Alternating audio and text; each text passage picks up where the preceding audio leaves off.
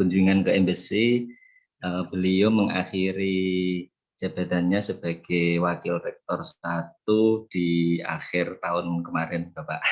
Oh, Yeah. Ibu siapa ya? Ibu Rizka ya? Bu Risti itu dari DSI, kemudian Pak Eko sekarang pindah menjadi dosen di UIN Wali Songo, Bapak. Yalah, semoga sehat ya semuanya ya. Amin. Nah, kalau COVID di Kudus bagaimana Pak Mutohar?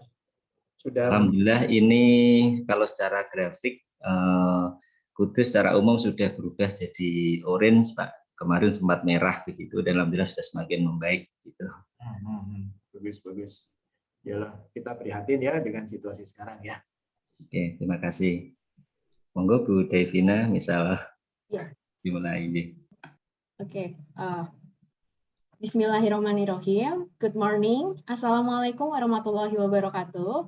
We are delighted to welcome you in Faculty of Economic and Business, Universitas Muria Kudus for guest lecture on promoting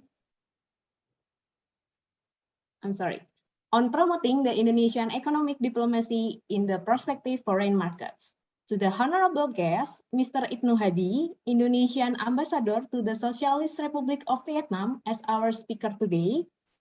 Bapak Mutohar, the Head of International Affairs Office Universitas Muria Kudus as our moderator today. Ibu Poni Harsanti dan Bapak Dwi Sugiarto, Vice Dean of Faculty of Economic and Business Universitas Muria Kudus. Ibu Dina Lucianti, Head of Department of Management Faculty of Economic and Business Universitas Muria Kudus. Representative of Wardah Beauty Cosmetic Indonesia and Universitas Muria Kudus. Last but not least, all distinguished lecturers and participants, welcome to guest lecture on promoting the Indonesian economic diplomacy in the prospective foreign market, hosted by Department of Management, Faculty of Economic and Business Universitas Muria Kudus. Ladies and gentlemen, first of all, let me introduce myself. My name is Devin. I am very honored to be here as your master ceremony. Selamat pagi. Yang terhormat para tamu undangan, dosen dan mahasiswa, selamat datang dalam acara kuliah tamu yang diselenggarakan oleh Program Studi Manajemen, Fakultas Ekonomi dan Bisnis Universitas Muria Kudus. Perkenalkan, nama saya Devin sebagai MC pada pagi hari ini. The theme of our guest lecture today is Indonesian economic diplomacy in the prospective foreign markets. This lecture is aimed to give broader knowledge to the students on the concept of promoting the Indonesian economic diplomacy in the prospective foreign markets. Tema pada kuliah tamu hari ini adalah diplomasi ekonomi Indonesia. Tujuan dari kuliah tamu ini adalah untuk memperluas pengetahuan mahasiswa mengenai konsep bagaimana cara mempromosikan diplomasi ekonomi Indonesia di perspektif pasar luar negeri. Before we came to the main session, let us pray based on individual beliefs. Begins.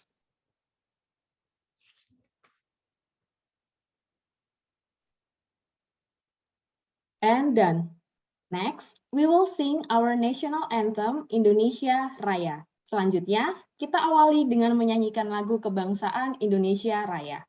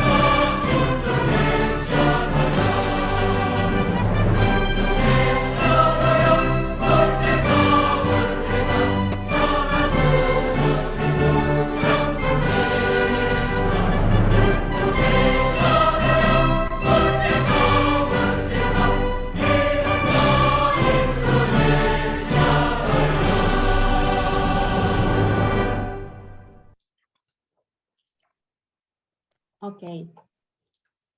We will officially start our forum today. Can we please ask our Vice Dean of Faculty of Economic and Business, Universitas Muria Kudus, Bapak Dwi Sugiarto, to deliver the welcoming speech.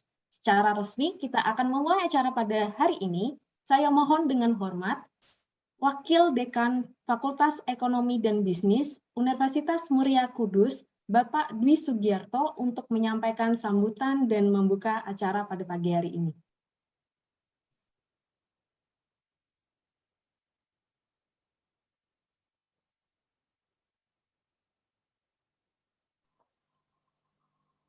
Assalamualaikum warahmatullahi wabarakatuh.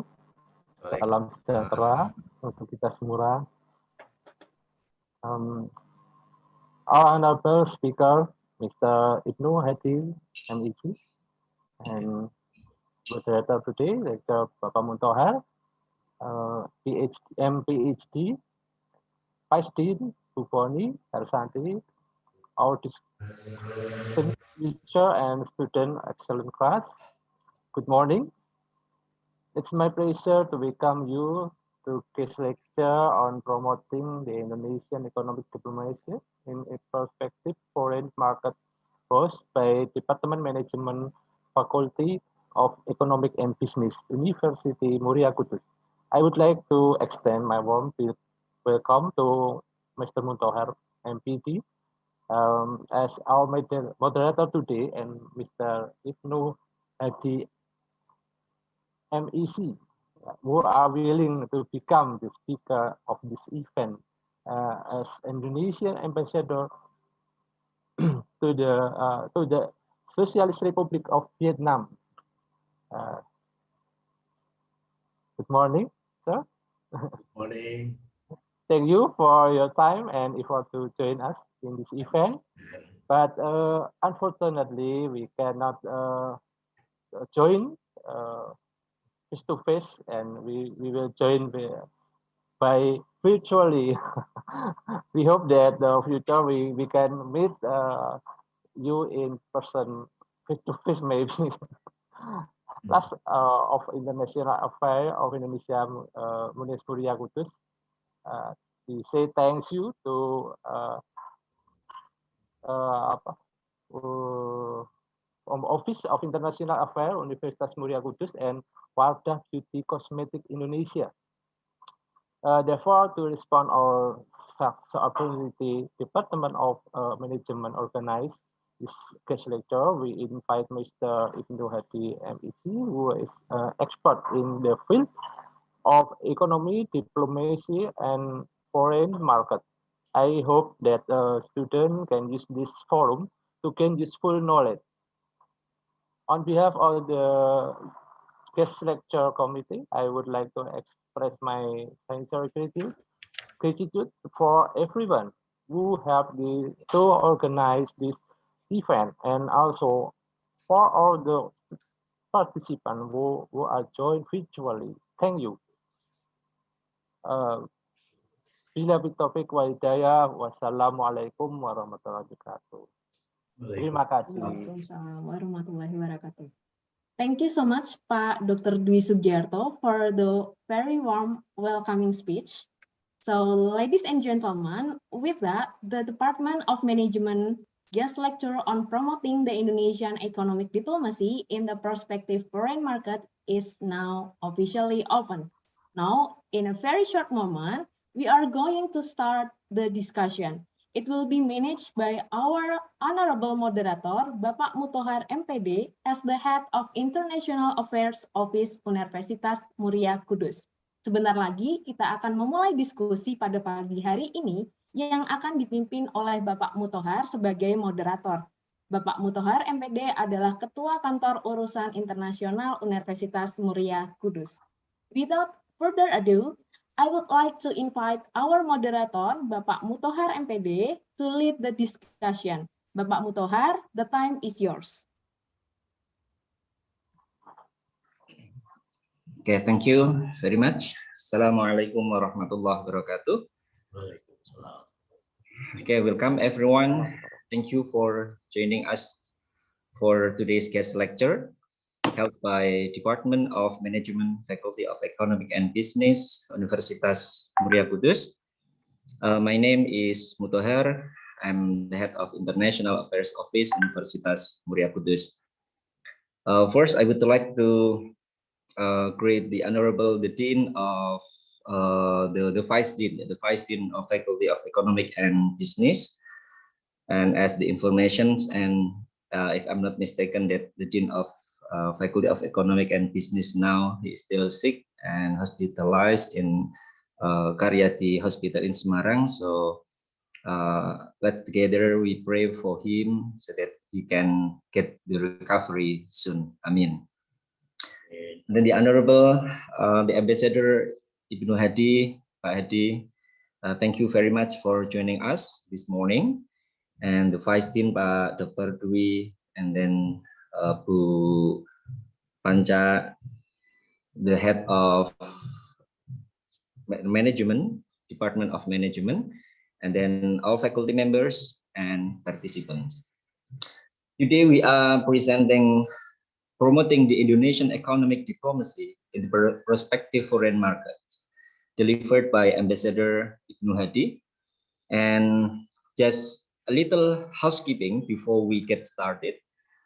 If you have any question during the presentation, please type them into the question box in your Zoom control panel.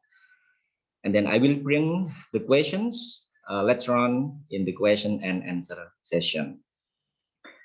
And then the presentation will be delivered in English, but the question and answer session, or if you have questions, you may type your question in English or in Bahasa Indonesia. Okay, now without further ado, we will turn the time over Ambassador Ibnu Hadi, our special speaker today. And first, I would like to read his curriculum vitae or his biodata. Okay, the Ambassador Ibnu Hadi was born in 1960 in Indonesia. He is married and has 3 children. He started his diplomatic career in the Ministry of Foreign Affairs of Indonesia since 1986. And he became an ambassador during the period of 2016 to 2020. During his span of career for the last 34 years, he mostly dealt with economic and development issues in the Asia Pacific countries, whether they are bilateral or regional cooperations. And then for the educations, he graduated from the university in Indonesia in 1986 as the Bachelor of Economics. He immediately joined the Indonesian Foreign Service, Ministry of Foreign Affairs. Ambassador Hadi continued his study on economy further at Macquarie University of Australia and obtained master's degree of international economics in 1990. He is fluent in English and a little bit of Japanese.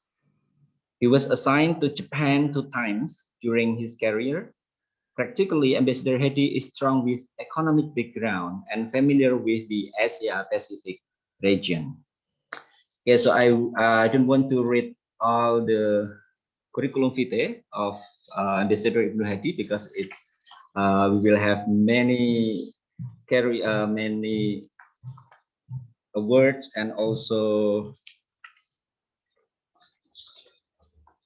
many experiences. But one of his contributions when he was as the ambassador of Indonesia in Vietnam was he contributed to the establishment of 2 giant technology-based business from Indonesia to expand their operations in Vietnam, namely Traveloka, an online platform for travelers to book flight tickets and accommodation reservations, and Gojek, an online transportation ride.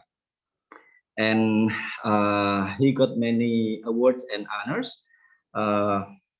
One of them is that he received an award from the Palestinian government through its embassy in Indonesia for a successful capacity building program for Palestinians under the Asia-Africa Partnership in 2009. And then beside that, the Ambassador Hadi also received a letter of appreciation from Japan Indonesia Business Associations of Kansai, or JIBAC, since he initiated and assisted the establishment of this association in Osaka 1997. Okay, so because because of many experiences, awards, and honors for him, so I don't want to read all.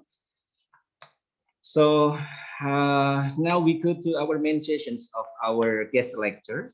So please welcome Ambassador Ibnu Hadi. Okay, so thank you very much for the kind words from Bapak Mutohar. Once again, good morning to all of you, dear participants. I believe that this event is attended by students, but as well as by lecturers. So once again, my appreciation goes to Universitas Muria Kudus, especially to Pak Mutohar, who took the initiative to organize this. And also my appreciation to the Vice Dean, Pak Dr. Dwi Sugiarto. Salam kenal, Pak. Also the Ibu Dai Fina. I believe she's acting as the MC today. And also for the other distinguished lecturers. I don't know whether there are also some participants from outside, beyond students and lecturers. If they are, sekali lagi salam kenal. So once again, my name is Ibnu Hadi. I'm a diplomat carrier. But when you mention that I'm an ambassador, yes, the title of ambassador actually is a permanent. So like a doctor, then even though you already retired, but the doctor still attached to your name. So I'm still an ambassador, but my ambassadorialship in Vietnam already finished by the end of December 2020. So I'm already retired, and I spent my ambassadorship for almost 5 years in Vietnam. And as I mentioned, I'm a diplomat carrier. It is interesting because my background was economics, yeah, like your faculty that you are handling now. But I joined diplomatic service. So maybe some of you or most of you, especially students, say, how come, yeah, economic students becoming a diplomat? Because usually when you say diplomat or diplomacy, it's always related with international relations. It's always related with political and sciences, yeah, political subjects, international relations subject. Both are correct, yeah. But when you do the diplomacy, when you do the international relations, especially now under the current government of Indonesia, basically we are at the peacefulness of the world. Yes, there are some tension here and there, but the most important aspect is the development. So when you talk about development, you talk about economic cooperation, because you cannot do everything by yourself. So to some extent, you need some cooperation from overseas. So when you do this exploration of having more cooperation with overseas, then diplomats play quite a central role on that. So I hope that my presentation will be quite interesting and will be quite useful, especially for students. So even though you are studying economics right now, you're studying management, it doesn't mean that you cannot be a diplomat. Actually, as somebody with the background of economics, I believe that can also give a strong contribution to the diplomacy. Why? Because at the end of the day, when you talk about diplomacy, you talk about the result. You talk about the outcomes. Yeah? Like President said that you have a good relations. Basically, you already have a good relation, but how to fill in these good relations? Yeah. So the good relation is, of course, that is the basic foundation of having international relations. But once you already have a good relations, then you have to fill in that good relations with a concrete actions. The concrete actions basically is about economy.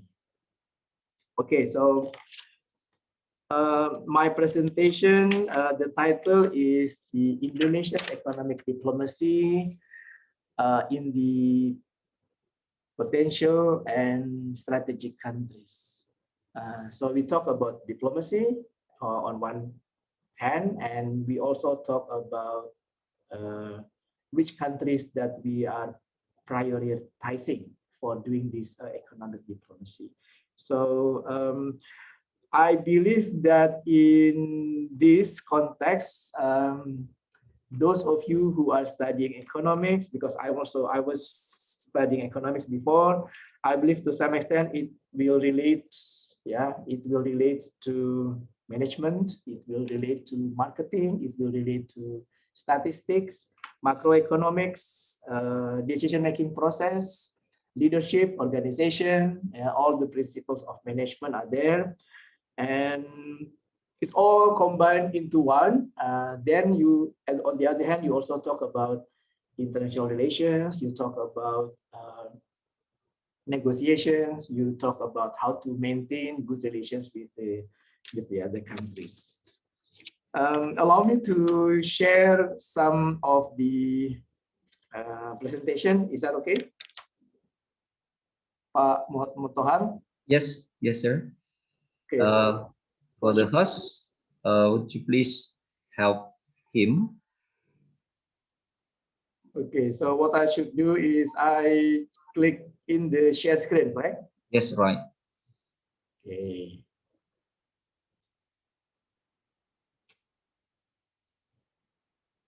Okay, everybody can see. Pak Mutohar, can you see? Yes. Okay. Yes, good. sir. So this is the title, and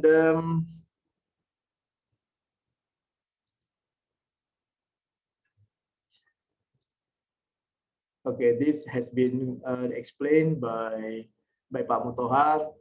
So you can see the difference, yeah.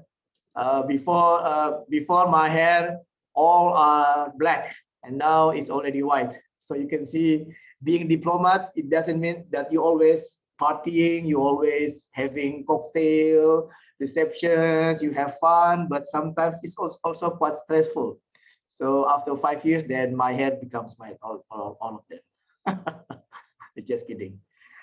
Okay, so this is the title, and basically we will talk about the first part is about diplomacy, what diplomacy is, what economic diplomacy is, and also what the Indonesia's economic diplomacy is. And then second part, we will talk about the what do we mean by the potential and important countries. So we will focus more on certain countries, although we have around 100, perhaps 160 relations that we have and in the world, but we will focus around of a few countries that we consider potential, we consider important. Then afterward, we will the third part, we will talk about the actions, the implementation of the economic diplomacy, with some of the the examples what I have been doing as just an example, because other ambassadors also doing the same thing, but this is just to show you. Then the fourth part, we will discuss a little bit about diplomacy in this era of pandemic COVID-19. Yeah, unfortunately, since early last year, 2020, we are dealing with COVID-19. Not only us, not only Indonesia, but also all over the world, all countries without any exception. And then diplomacy, to some extent, we must adjust our diplomacy to the current situation, which is still lingering until this year, and we don't know when will it finish. But hopefully, hopefully we will eventually come to the normalcy again. Hopefully by the end of this year or even early next year. And then at the end, of course, the conclusion of all of this. So the first part is about what is diplomacy. Let me. I'm so sorry, sir. Would you please, you may make your screen into full screen, sir.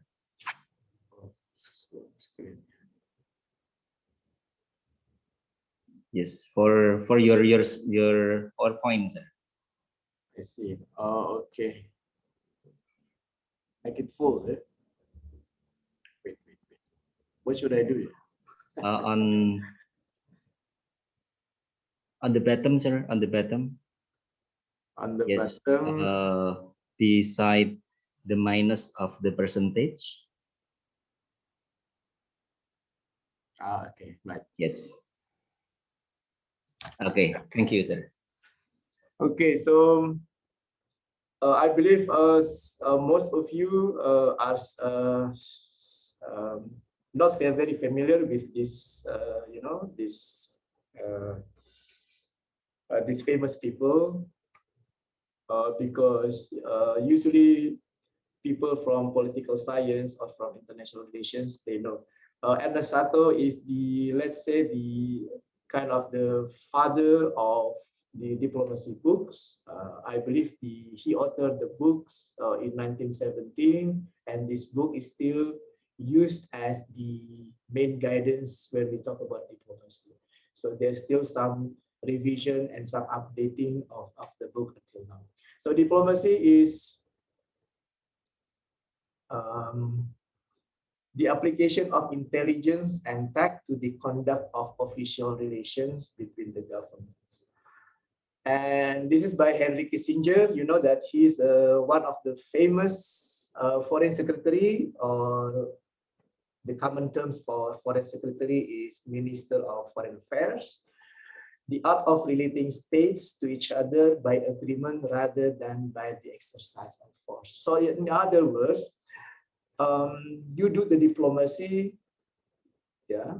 Everything is a part of diplomacy when you deal with other countries, yeah. Until the point of you decide to go to war. Yeah. For example, the war between Iran and Iraq at that time. So before coming to the war phase, people will try to do, negotiations, yeah, lobbying, yeah, meetings. That's all part of diplomacy. But once it comes to war, then it means that diplomacy failed.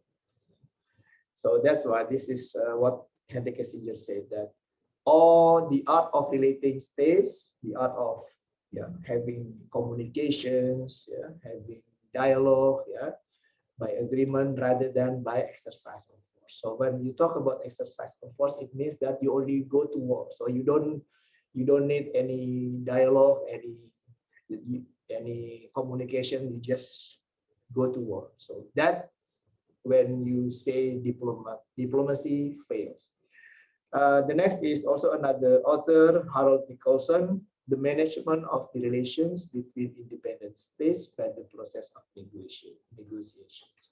So all of this, if you want to put it in the essence, I want to put it as follows. So diplomacy is a process of conducting relations between one country with another country, let's say between Indonesia and Japan, or between Indonesia with other several countries. Yeah, sometimes we do, for example, the US with ASEAN. ASEAN is several countries, right, in a grouping. So that's also part of diplomacy. Or diplomacy also taking place within international organizations like the UN, the United Nations, like ASEAN. Yeah, so that is the diplomacy itself inside. By doing what? by doing approaching, lobbying, negotiating, and ultimately making agreement. So that's what we call it, diplomacy.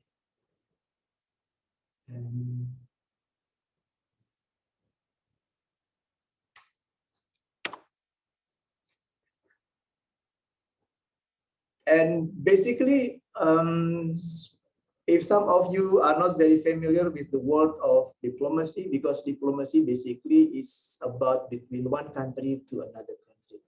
But the essence of diplomacy actually is negotiation. So when you talk about negotiations, I believe you are very familiar. Negotiation, when you go to the market, you negotiate with the seller of the vegetable, of the meat, yeah, in order to come up with the agreement to come to a certain price. So negotiation basically is a dialogue or communication between two or more people in order to reach a beneficial outcome. Outcome means that you come to a compromise that you agree with that compromise. The seller, yeah, also agree with that compromise, meaning a certain price. So negotiation basically is an interaction and process between entities or between people who aspire to agree on matters of mutual interest while optimizing their individual utility. So when you come to an agreement because of negotiation, so you consider that that is beneficial for you. Of course, you bargain for a price. You cannot get 100. You cannot, for example, you cannot get 100,000 rupiah, for example. But at the end, the negotiated price comes to 150,000. Yeah, and the sellers they expect that they can sell 200,000 rupiah, but then they still can get 150,000. So we come to an agreement, meaning that there's some compromise, meaning that two parties also ready to. They are willing to sacrifice to some extent. So there are 5 stages of negotiation: from process, preparing, information exchanging, bargaining, concluding, and executing. And in negotiations, the key is building the trust, same as diplomacy. So actually, when you talk about diplomacy, it's not like on TV, yeah, you see the Indonesian president meet with the Prime Minister of Japan, and then they come to, at the end of the meeting, they sign. That is the peak of diplomacy process, actually. Because before that the symbolic signing, actually there's also already some negotiations taking place. Of course, not by the president itself, but by his subordinate, his ministers, under minister meaning director general, maybe director general in cooperation with the respective ambassador to get some inputs. So negotiation is a process, diplomacy also is a process, and building trust is the key, because when you do negotiate, you need time. Yeah? You cannot immediately push, to come to an agreement as you wish.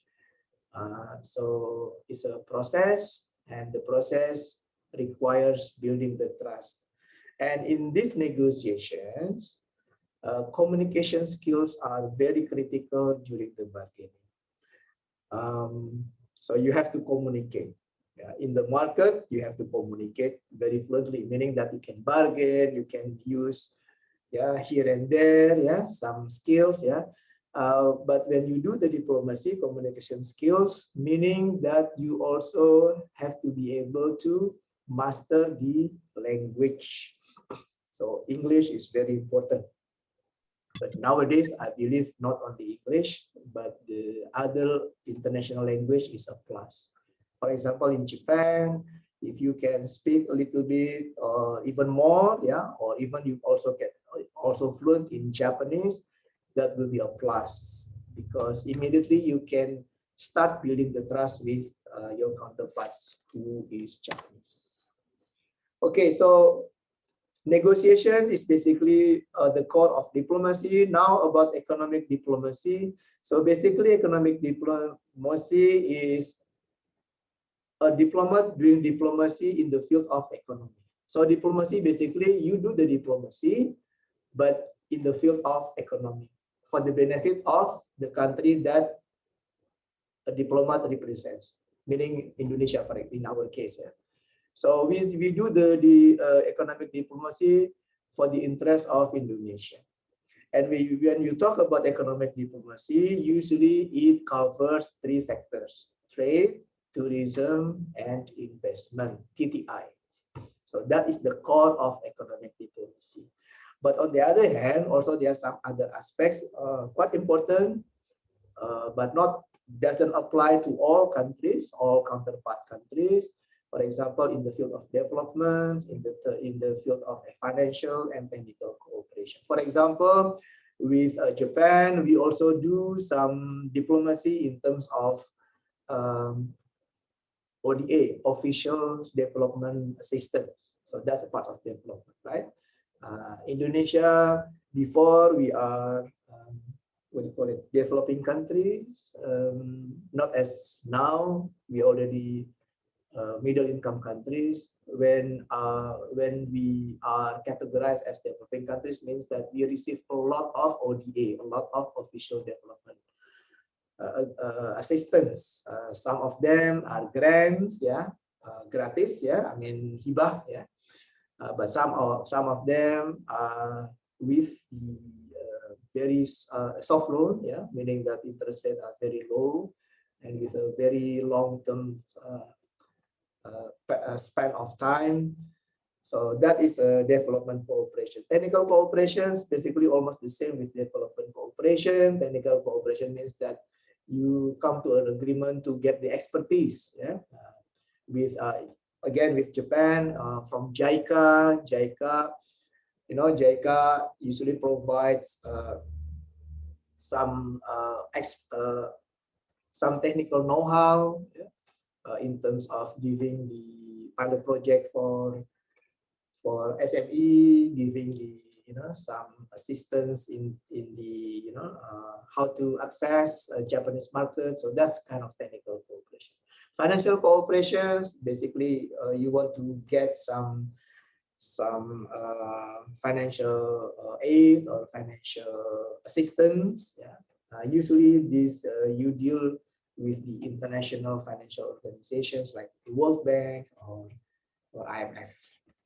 Okay, now we come to the Indonesia's economic diplomacy, and I want to focus more under the current government under President Joko Widodo, because under President Joko Widodo, since October 2014, economic diplomacy is really getting prioritized.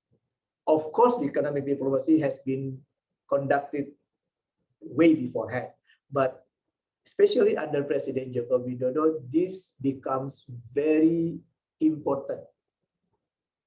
To some extent, that Ministry of Foreign Affairs, she has to make some structural changes in the ministry, and she of course she has to come up with some new targets, some new visions, and we as the ambassadors overseas, we have to implement that.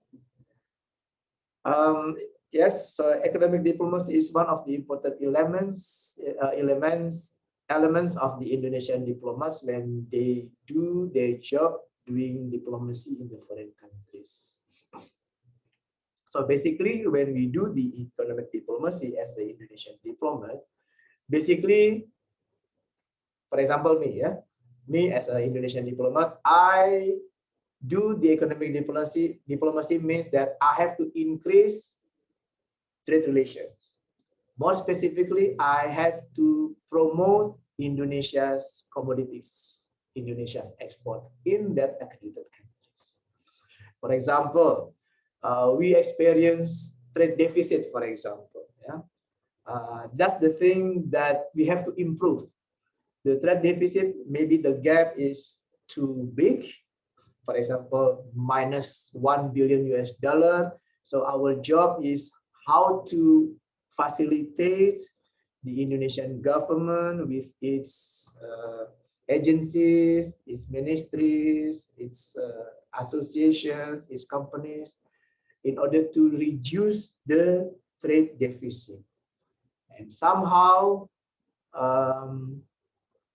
if it can be reduced, we try to change it into becoming the trade surplus. Trade surplus means, of course, you all understand because you already study trade, right? Trade surplus means that export should exceed import for Indonesia. So when we experience surplus, trade surplus, meaning that that country, our counterpart party is experiencing the trade deficit. Of course, for economic students, this is very, you're very familiar, but it's surprising, it's not very surprising actually. When I joined foreign ministry, and because the majority of the new diplomats, or the diplomats in general, they come from social faculties, the faculties related with social sciences like political sciences, international relations, law, literatures. Sometimes they don't understand about this surplus, negative deficit, export, import. So that creates, some kind of hindrance when we want to do the effective economic diplomacy. But because when you want to do the economic diplomacy effectively, you have to have this background. At least, even though you are not from economic faculty, for example, but you have to be familiar. You know what surplus is. You know what deficit is. You know what is the trade balance. You know what is the current account balance. Moreover, you must know what is the budget deficit, the budget surplus, APBN, things like that. So macroeconomy is really playing quite important when you do the economic diplomacy. Once again, you don't have to be a graduate from Faculty of Economics, but familiarity with this and understanding with this is a must if you want to be an effective diplomat. So that's why when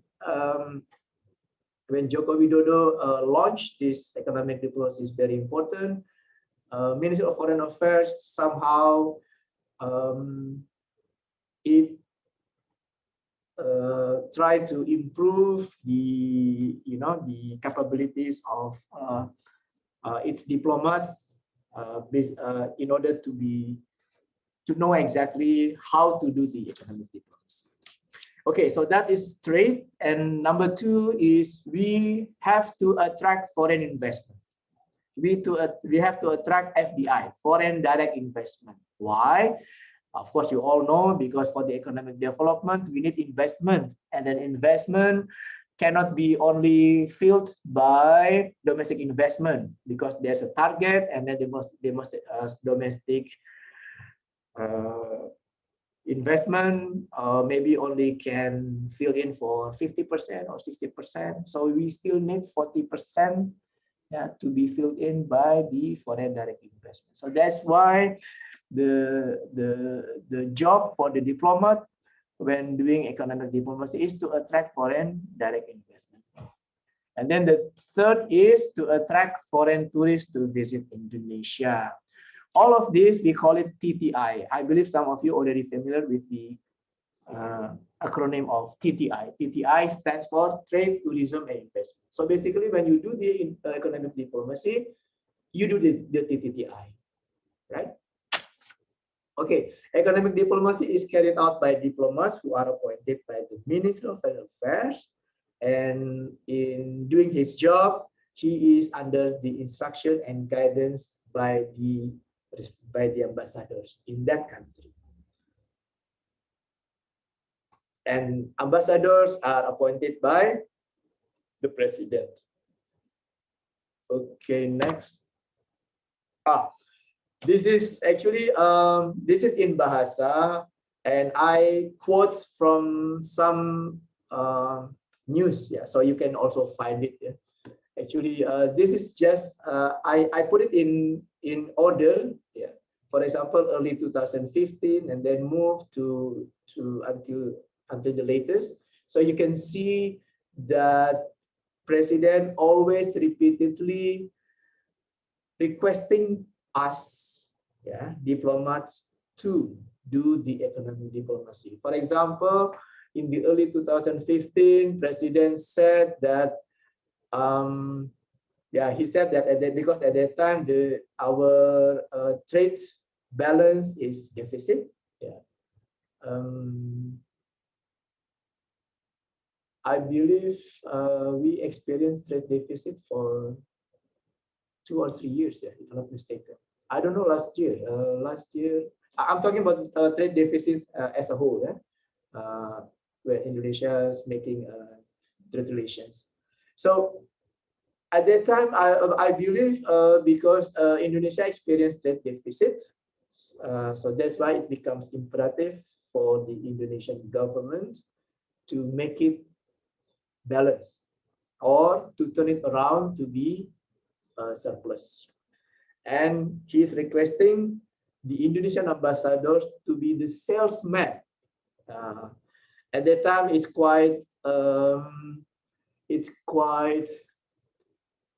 becoming like a topic among us in the Minister of Foreign Affairs.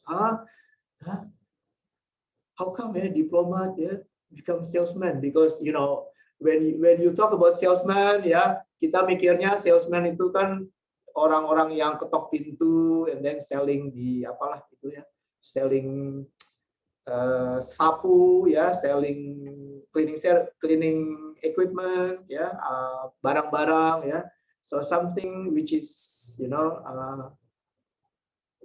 which is not very sophisticated. Yeah, that is the image, right? When you talk about salesman, although that is a wrong concept.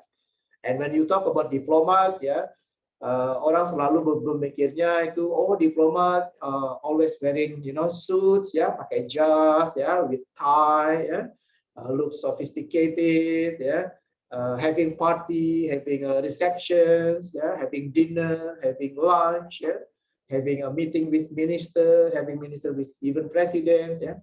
Jadi kan itu dua hal yang nampaknya bertolak belakang. But Pak Presiden sendiri at that time emphasizing that ambassador or diplomat should become a good salesman overseas. Of course, when we talk about salesman here, it's salesman in general.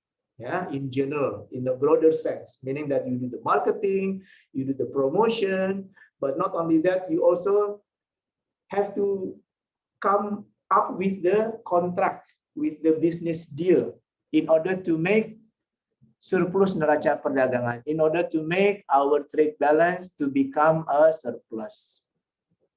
Okay, and then Indonesian Foreign Minister, Menlu RI, also in early 2015, it says that there are 4 pillars doing the economic diplomacy. Basically, number 1 is to extensify and to intensify the access of Indonesian products overseas.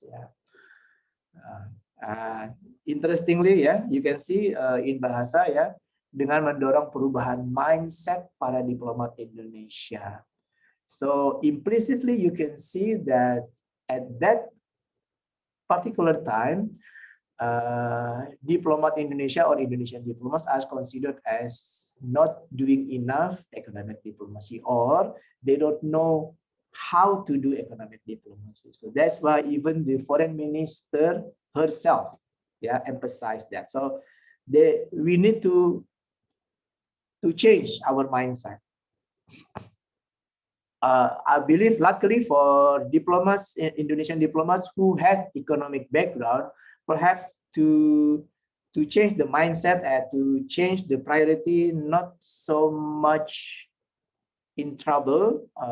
Perhaps they can do it easily, but I believe I can imagine for my colleagues at the time, yeah, Indonesian diplomats who are not from economic background, who are not familiar with economic activities or economic terms, it's quite a challenge for them. And number two is to increase the capacity, especially in the non-traditional market or untapped market. And number three is to attract, yeah, foreign investment. And number four at that time is to utilize, to optimize the ASEAN economic community.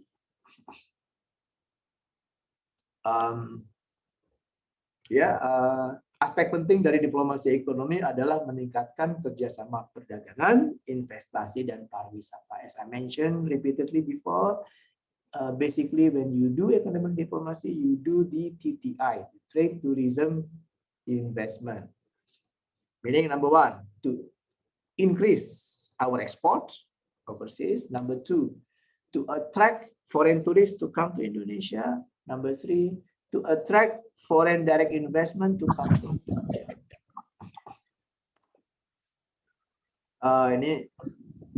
The conclusion of Indonesia's economic diplomacy is that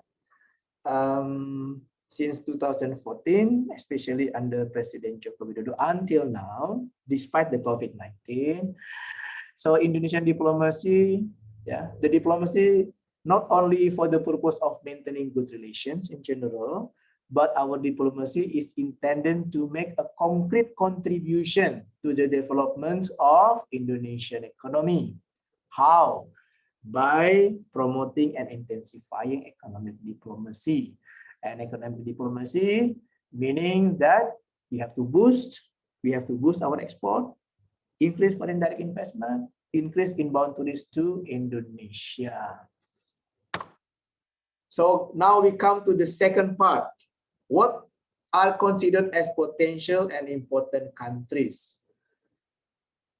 When I mention potential important countries, my loose definition is that potential means that they still have a prospect, meaning that if you already export, for example, the total trade with that particular country reach $1 billion, and you still have the potential to increase it to become $2 billion, for example. So it's considered potential. Important means that it's already important, but you can export, for example, out of $1 billion total trade, you export, let's say, half of it, $500 US. Important means that you can export 500 million US dollar. That is already big, pretty big, So it's already considered important countries. But important countries doesn't always potential, because maybe it's big already. For example, like Japan, Japan, for example, during my term period, the total trade, I believe now is around maybe $4 billion US. Sorry, 40 billion US dollar, not 40, sorry. With China, we already reached almost 60 billion US dollar. Now China is the biggest trading partner of Indonesia, 60 billion US dollar. I believe with Japan is around 35 or 38 billion US dollar total trade. And we experience surplus with Japan. I believe our export is around maybe 20 billion US dollar. But if you see from the trend, now we talk about statistics, right? You study statistics, right? From the trend, from the graphic, you can see that it's rather flat. So Japan is considered important, but not much potential. Meaning that when you do economic diplomacy, your diplomacy basically how to maintain that 38 billion trade in volume, export import. You try to maintain And hopefully here and there you can improve a little bit, but you cannot expect a jump or a boost or sudden increase. Let's compare with Vietnam, because I was the Indonesian ambassador in Vietnam. When I arrived there in early 2016, our total trade by the end of 2015 is around 5 billion US dollar. I'm not mistaken, 5.4 billion US dollar. And we experienced trade deficit. Okay, we experienced trade deficit by the end of 2015. I arrived early 2016, by February 2016. And then from 2016 until 2019, I'm not counting to that 2020 because it's COVID. Yeah, COVID, everything changed significantly. So by the end of 2019, we already reached 9.1 billion US dollar total trade, and we export around 5 billion US dollar, and we experience surplus almost 1 billion US dollar. Vietnam. So you can see, yeah, although the total trade is 9.1 billion US dollar, almost 10 billion, let's say 10 billion US dollar. Japan already more than 35 billion US dollar. But you can see that Vietnam is very potential because it's jumping, yeah, from 2015 to 2019, it's jumping almost double, see? So of course, yeah, when you study economy, yeah, of course, the actions taken in Vietnam is quite different with the actions that you take in Japan when you do the economic diplomacy. So you can see the quite difference between potential and important countries by definition. Okay, so Indonesia has diplomatic relations with more than 160 countries in the world. I believe in the world, we have around 180 something countries. And we already have diplomatic relations with more than 160. But it doesn't mean that we have all embassies in these 160 countries. Yeah, so Indonesia now has 132 missions, meaning that one mission, sometimes they cover several countries.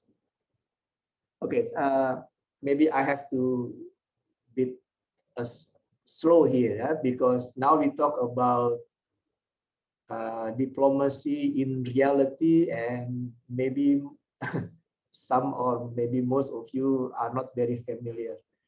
So we have 132 missions in foreign countries, and some of them covering more than one country. For example, our mission in Nigeria, it covers, you know, how many other countries? I believe 13 other countries covered by our embassy in Nigeria. So altogether with Nigeria, the ambassador covers 14 countries. It seems a lot, right? It seems a lot. But of course, when you have diplomatic relations, it doesn't mean that you have to spend your efforts similarly.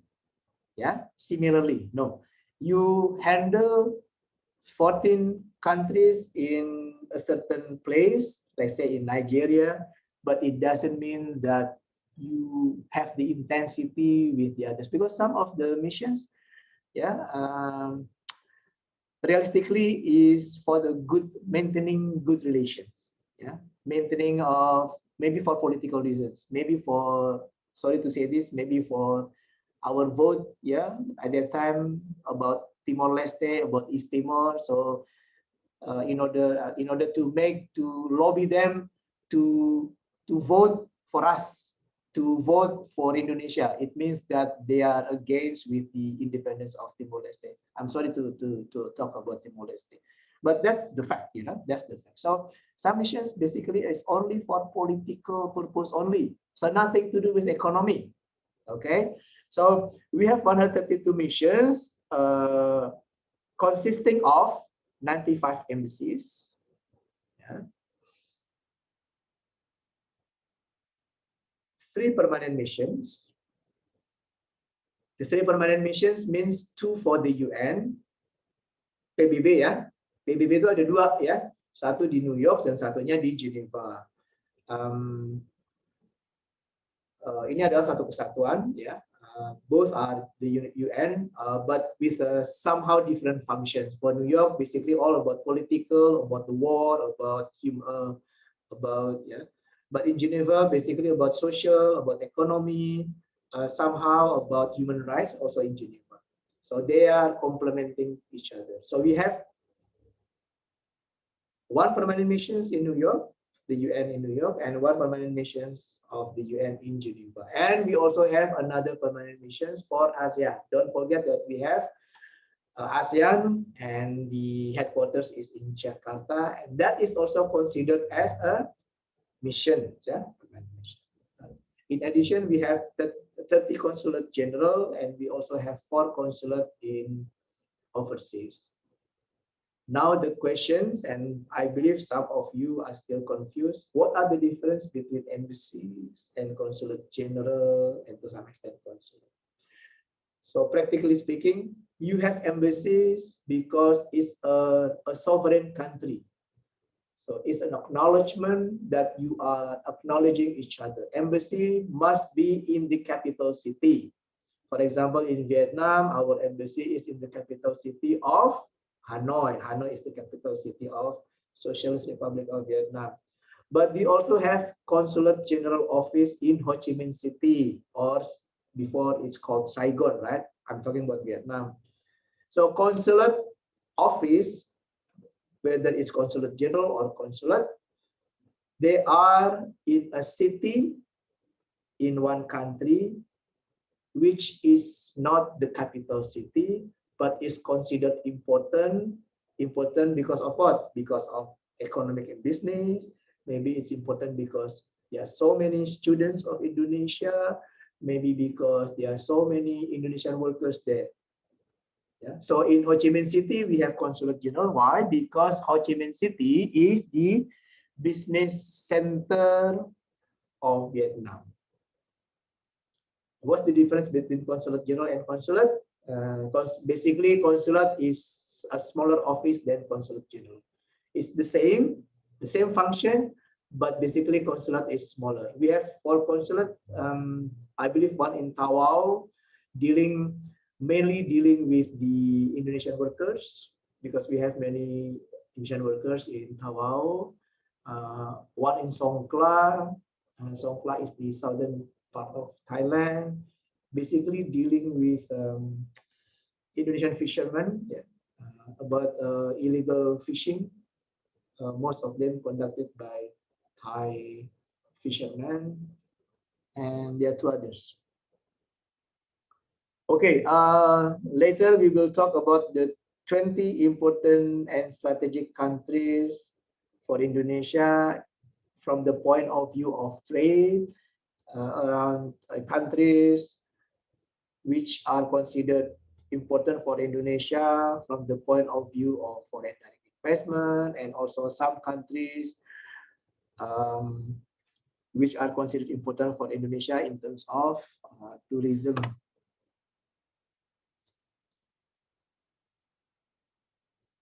Okay, this is basically the same.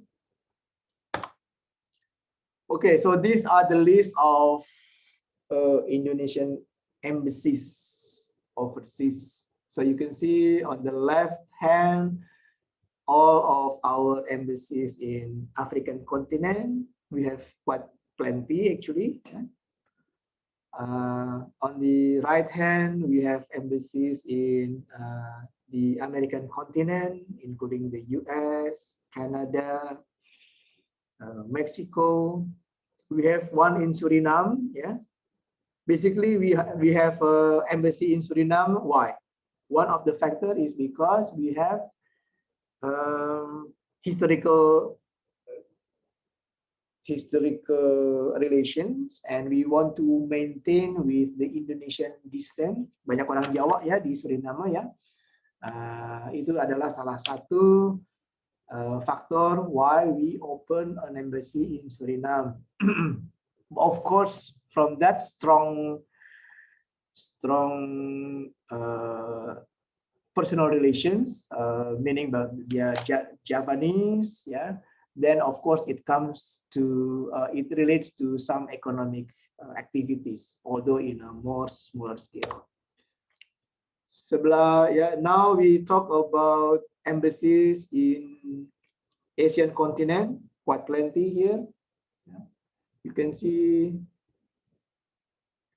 in Japan we have 2 offices, 2 missions. One is in Tokyo as the embassy and one in Osaka as the consulate general. If you check my background, I was serving as the consul general in the Osaka consulate general. Consul general means the head of the consulate general's office in Osaka. I was there, and as mentioned by Pak Mutohar, I was in Japan 2 times. Specifically, I was in Osaka 2 times. So the first time I was the economic consul, meaning that I'm the diplomat for doing the economic affairs in Osaka. That was in the year 1996 until 2000 during the crisis, economic crisis.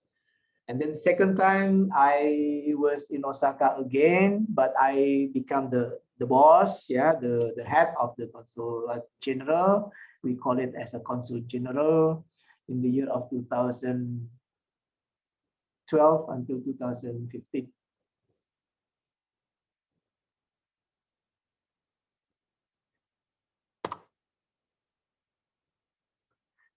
Left side, this is all left and right, left and middle, basically our embassies in Europe, and then on the right side, our embassies in Pacific, in Australian continent, Australia, Fiji, New Zealand, as well as Papua New Guinea. So these are, you know, the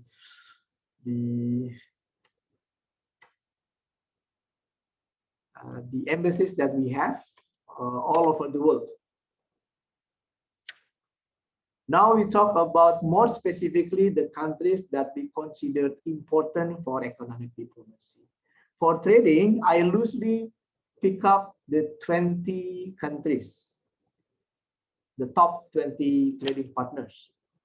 Yeah, because you cannot pay much attention during economic diplomacy if you take into account with all of the missions that we have. We have 132 missions. Yeah. We have a limited budget, we have a limited human resources, and also you have to pay more attention with the big countries with a big trading volume, because that significantly affect Indonesian economy. For example, China number 1. Yeah? China number 1. You can see that the this is only the data from Kemendak, from Ministry of Trade, only for January 2021. This is just an example, okay? So you can see that export and import with China, we experience deficit. And the challenge with China actually how to reduce the deficit. So I believe my colleague in China now, Ambassador Jauhari, yeah, he's trying his best how to, number 1, not to have a bigger gap, meaning a bigger deficit in trade, because that will not please the president. Number 2, how to reduce that trade deficit gap, make it smaller. Number 3, I don't know whether he can do that or not, because this is not an easy job, you know, how to turn around from the deficit to become a surplus, trade surplus.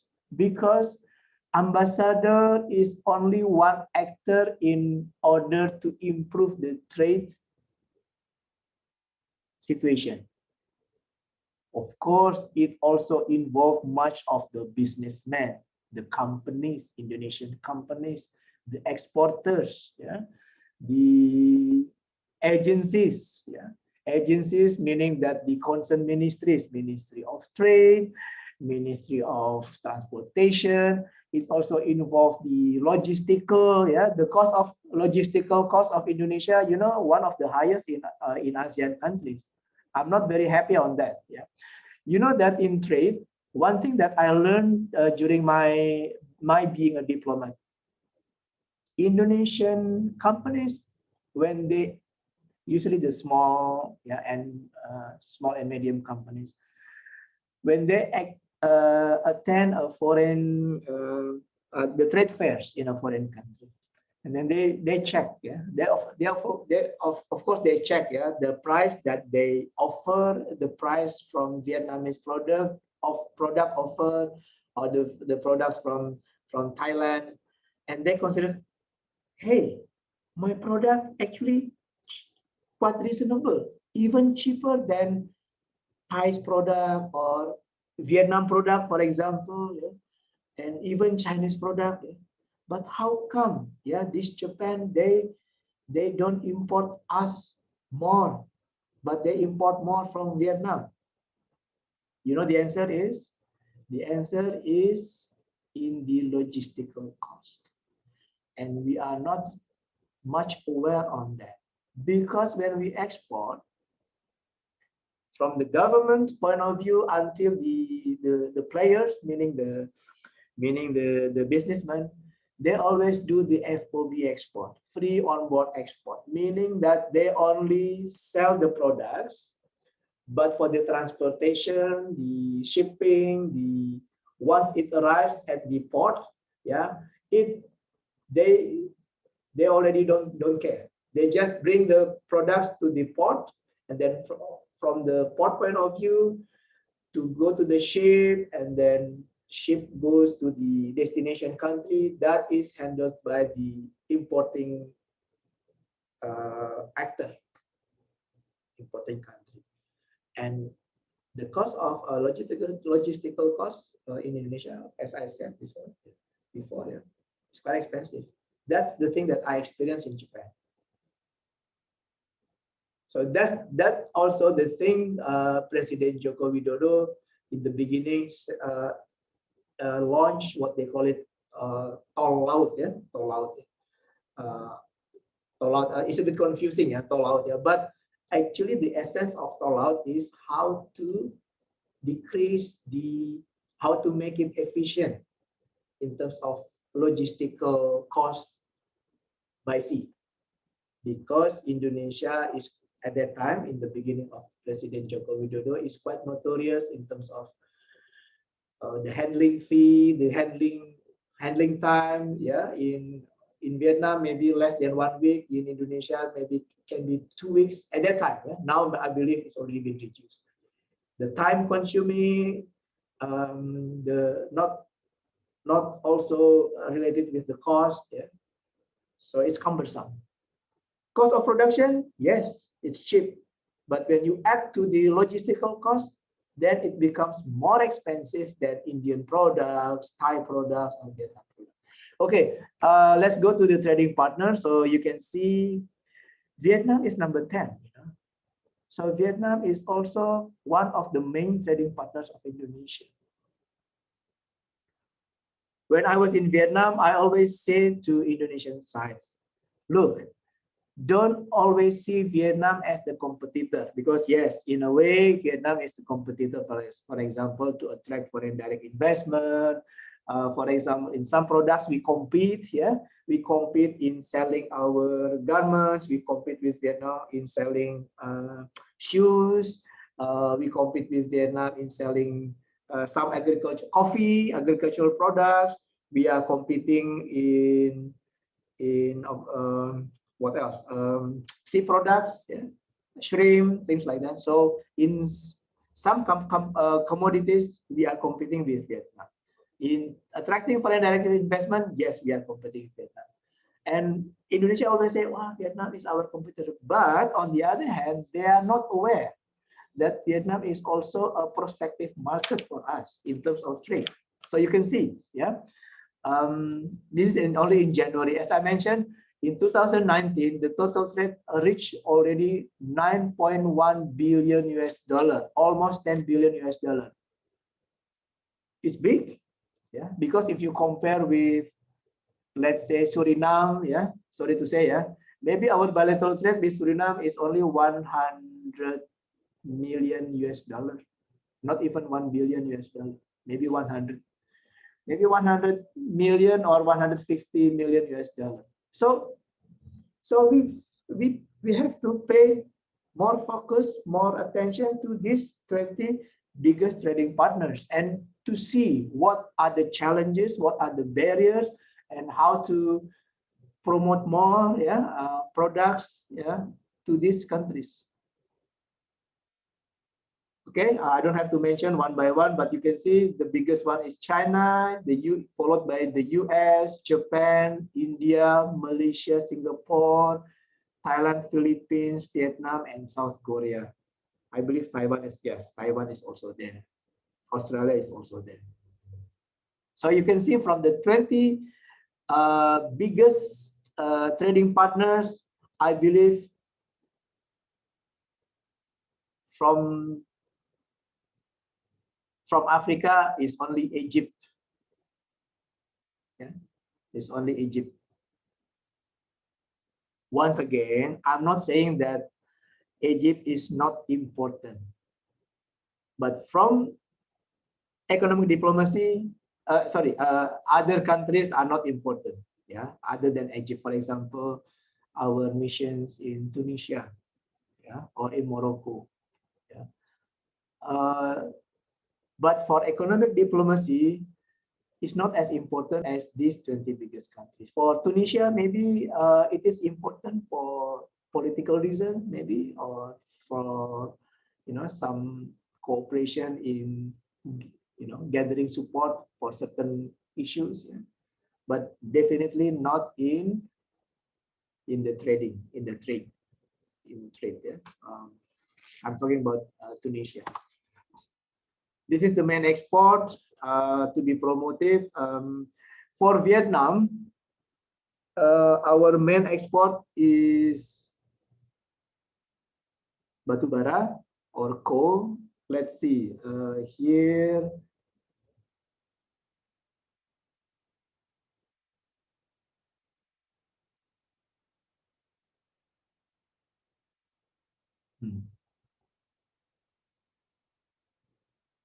It doesn't say, it doesn't mention here. But number two, the two biggest products that we export in Vietnam market, and one commodities almost reach 1 billion US dollar in 1 year. Number one is coal. Number two is car and its spare parts. Cars, I'm talking about automotive. So we sell Toyota's car made in Indonesia, like Avanza, Fortuner, Rush now, yeah, came in, and Agia also came in just 2 years ago. Not only Toyota, also Mitsubishi of Expander, because Expander is made in Indonesia. So Expander in Vietnam, basically they came from Indonesia. Expander is very popular now in Vietnam. Also Suzuki Ertiga is becoming popular. They are all from Indonesia, although the brands are Japanese. So they are two biggest main products in Vietnam, and they are always increasing. Sometimes the increase is quite significant. Coal and automotive. See, you can see, yeah, number one is coal, number two is automotive.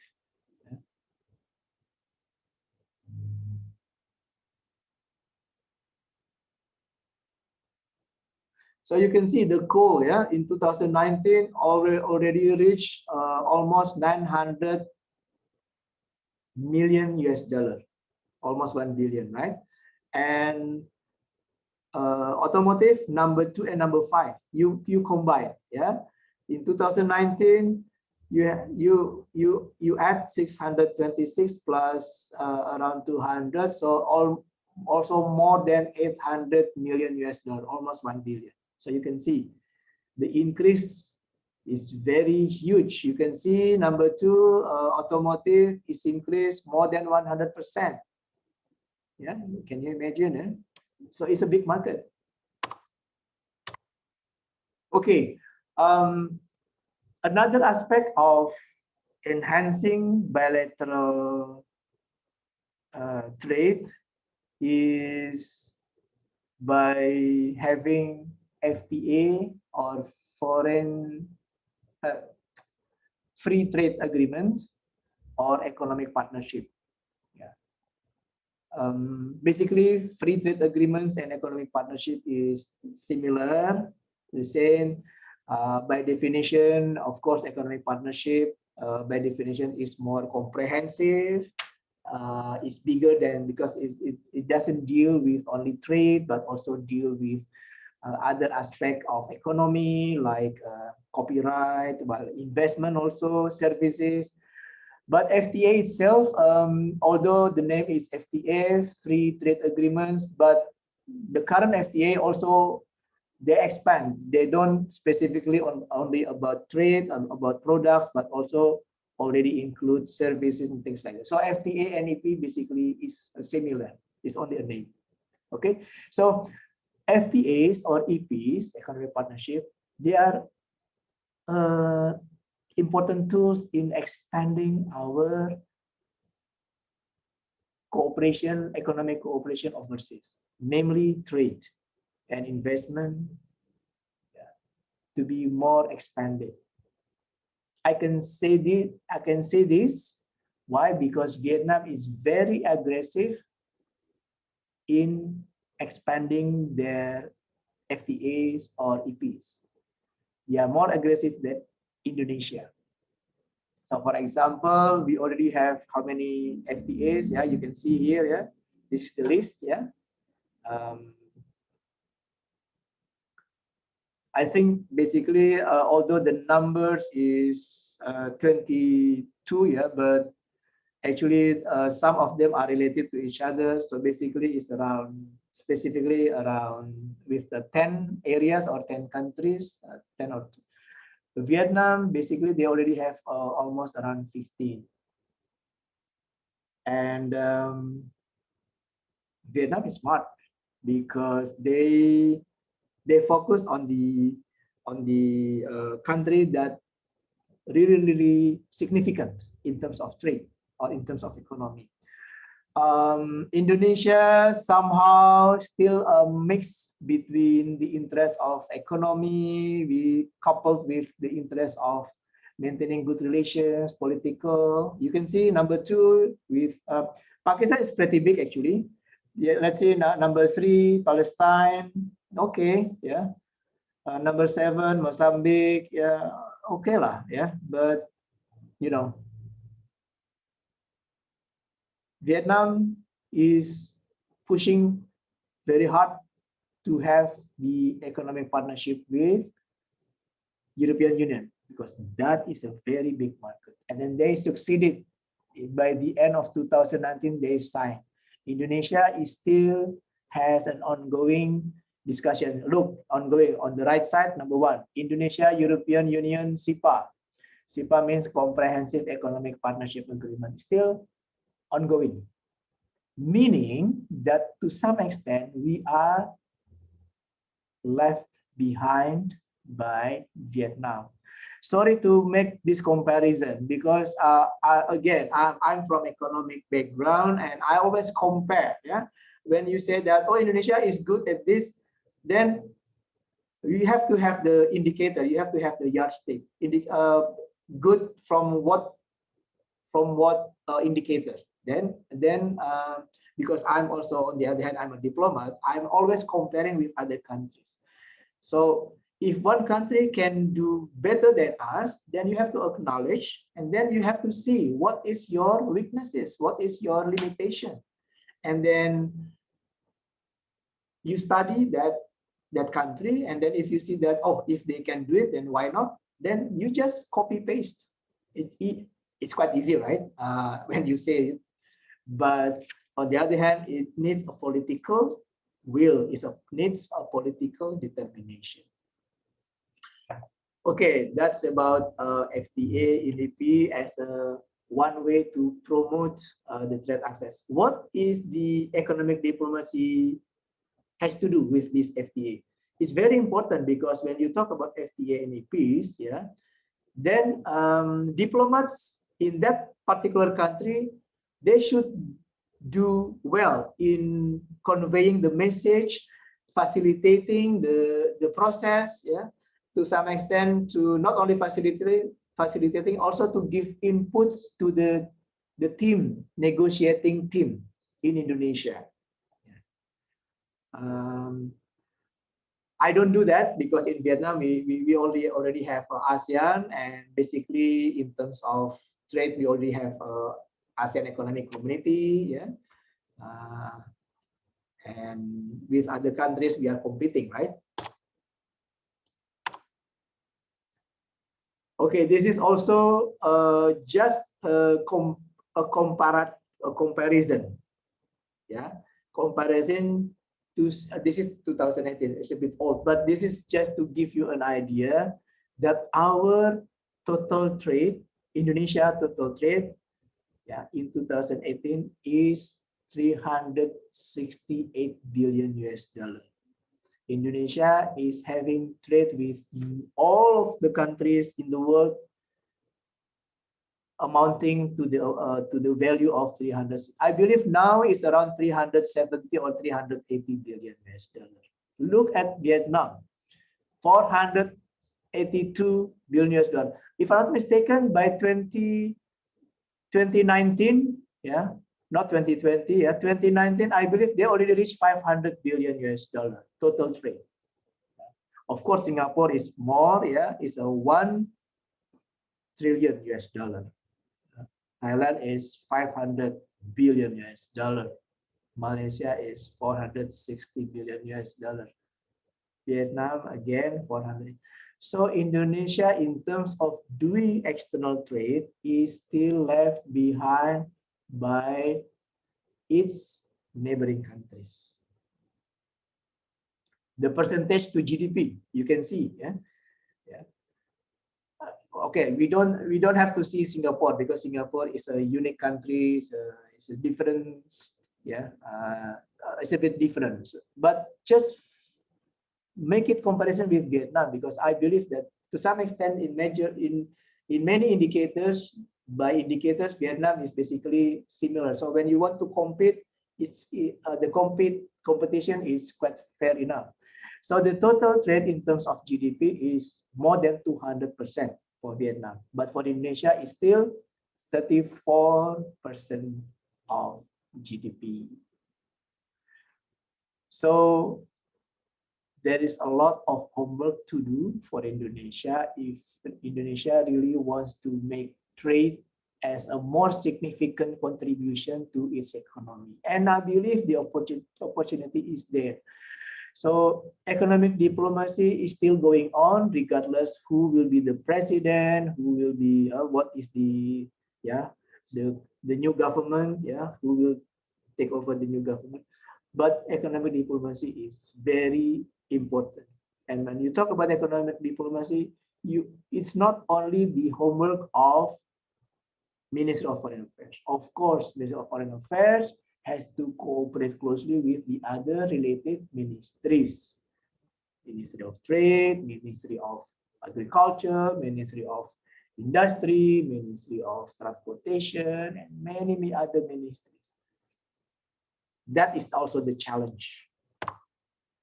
Now, let's go to Pak Mutohar. Yes, sir. Maybe we should take a break, and then I want to hear some comment. Is that okay with you? Oh, okay, sir. I mean, ask them to ask questions, or they can also write down in, I don't know, is there any chat? Yes, sir. Yeah, Okay, thank you very much, Ambassador Ibnu Hadi. Okay, now he opens question and answer, whether he doesn't finish the presentation yet, but he opened the discussion first. Thank you very much. And based on my chat here, then we have several questions from the participants.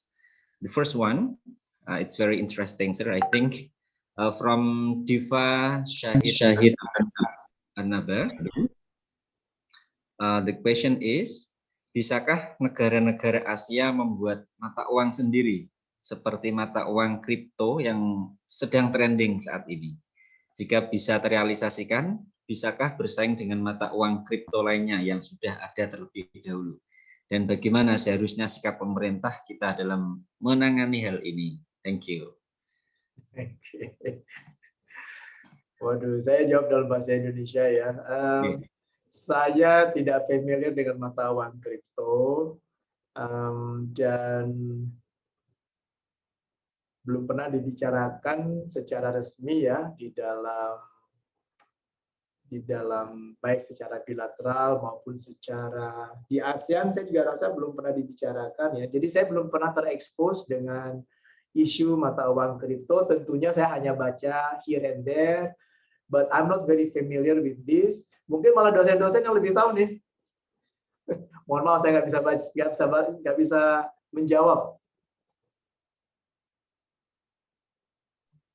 Oke, jadi mungkin ini isu yang terbaru dan mungkin selama Bapak menjadi duta besar sebagai ambassador belum pernah terwacanakan gitu ya Pak ya? Iya. Okay. Apa sudah ada mata kuliah mengenai membahas mata uang kripto Pak? Monggo Bu Dina mungkin bisa menanggapi ada mata kuliah berkaitan dengan kripto Bu. Saya mau tambahkan, yang jelas adalah setelah Krismon ya, after the Krismon yang tahun 1997-98, kita kan ekonomi kita kan ambruk ya. Di situ ternyata memang perlu adanya stabilitas dan penguatan currency termasuk mata uang. Nah, itulah keluarnya Chiang Mai Initiative. Tapi saya rasa semua juga sudah cukup familiar ya. Jadi Chiang Mai Initiative basically is acting like IMF in a smaller scale, yang tujuannya untuk memberikan stabilisator. Jadi kalau satu negara melalui mata uangnya ditekan ya, seperti dulu terjadinya Krismon, itu Chiang Mai Initiative itu langsung secara otomatis negara lain akan chip in, masuk ya, termasuk dari Jepang. Jadi Chiang Mai Initiative is one way to in addition to IMF to make the currency more stabilized under pressure in a certain situation. Silakan Bu Dina ya. Silakan Bu Dina mungkin menanggapi terkait dengan apakah memang ada semacam mata kuliah begitu yang mengarah ke kripto. Okay, thank you sir.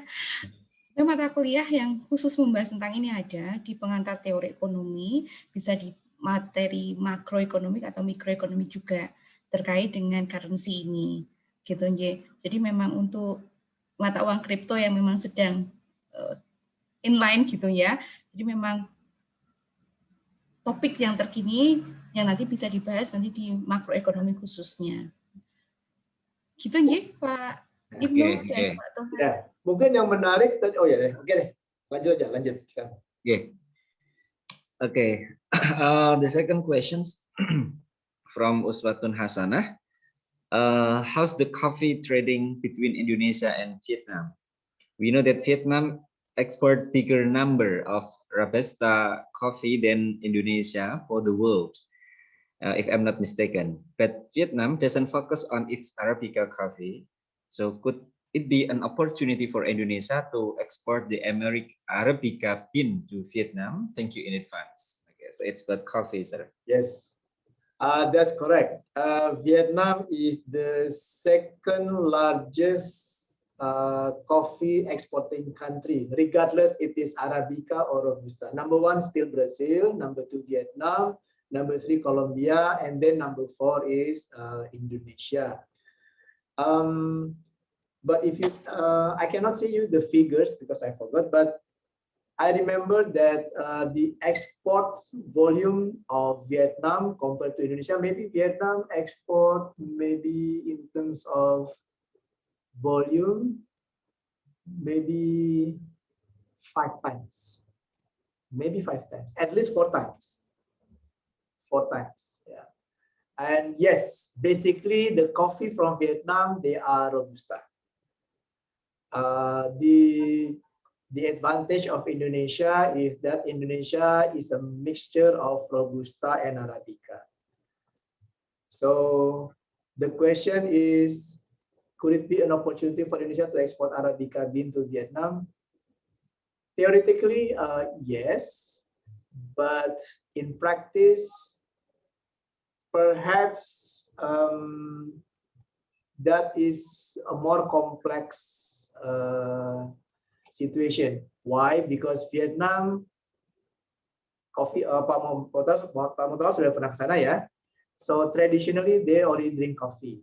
So it's in one route ya. Compare with I don't know in Indonesia, but let's say in Jakarta. In one route in Vietnam, especially in Hanoi, you can see ya, in one route maybe there are more than 10 coffee shops. Sometimes the coffee shop is just next to the other. And when you talk about coffee shop, it's not always, don't think about apa itu namanya Starbucks. No, it's coffee shop, just coffee shop. But a lot. Artinya, by tradition, Vietnam already drink coffee. And by tradition, they drink Vietnamese coffee, which basically Robusta coffee. So when you want to export Arabica coffee to Vietnam, you need to educate the Vietnamese people. So the process will be long enough. So theoretically, yes, Indonesia can export, but practically, I believe it's not easy job. Yeah, because also overall they export coffee. Number two, they always traditionally drink the Robusta coffee. But in the long run, who knows? Yeah, because then in the long run, Vietnamese people, they are now getting rich. Yeah, they have more money now. Income per capita wise, now they almost reach $3,000 US, while per capita Indonesia before 4,000 US dollar, 90 or 70, now less, yeah, decrease, yeah. You can read in the newspaper, yeah. Because of the COVID, now we are downgraded to the lower middle income countries. So Vietnam now getting richer, and when people getting rich, then there is a more opportunity for having a specialty coffee. They call it specialty coffee. Jadi kopi-kopi yang spesial Pak, jadi bukan yang kopi-kopi pinggiran. Makasih. Okay, thank you, sir. And I think that we remain one more question, maybe for the first sessions of question and answer session before Pak Ibnu will continue to the presentations. And the question is from Yoga Adi Pratama. How can we mentally pushing much more product and price or quality for export like Taiwan? Like I know now, maybe for now Indonesia cannot mentally having such much more product for trade export. From Yoga Adi Pratama. Yes. Be careful when you talk about exports and products in general. I believe the devil is in the detail. So you have to be more specific when you talk about products. We are all from economic background, right? I think one thing that the weakness or the limitation of our promotional event, we always promote something in general. But I believe when you do the promotion, it has to be customized, relating with the country, the targeted country or the targeted market that we are aiming. So what products that is potential, and then we focus on that products. So answering these questions, I believe that some of Indonesian products actually quality-wise is good already. Yeah. Products that has handyman craftsmanship, because we are good at craftsmanship. Yeah, that's a good product. Yeah. But of course, Taiwan, they are good at the manufacturing products. Yeah, manufacturing like the, what is that? The hard drive, the electronic, yeah, computer wise, yeah. So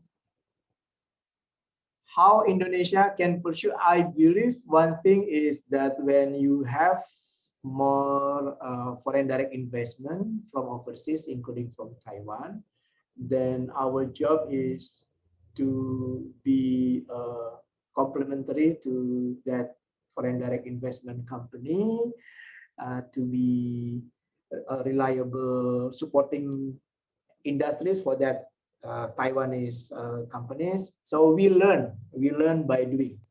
I think that is the one of the solution. Thank you. Okay, thank you, sir. And maybe before you continue to your presentation, sir, so maybe from your slides, I got one point actually. So what makes Vietnam in trading now better than Indonesia, sir? So in your opinion, before you continue your presentation, maybe.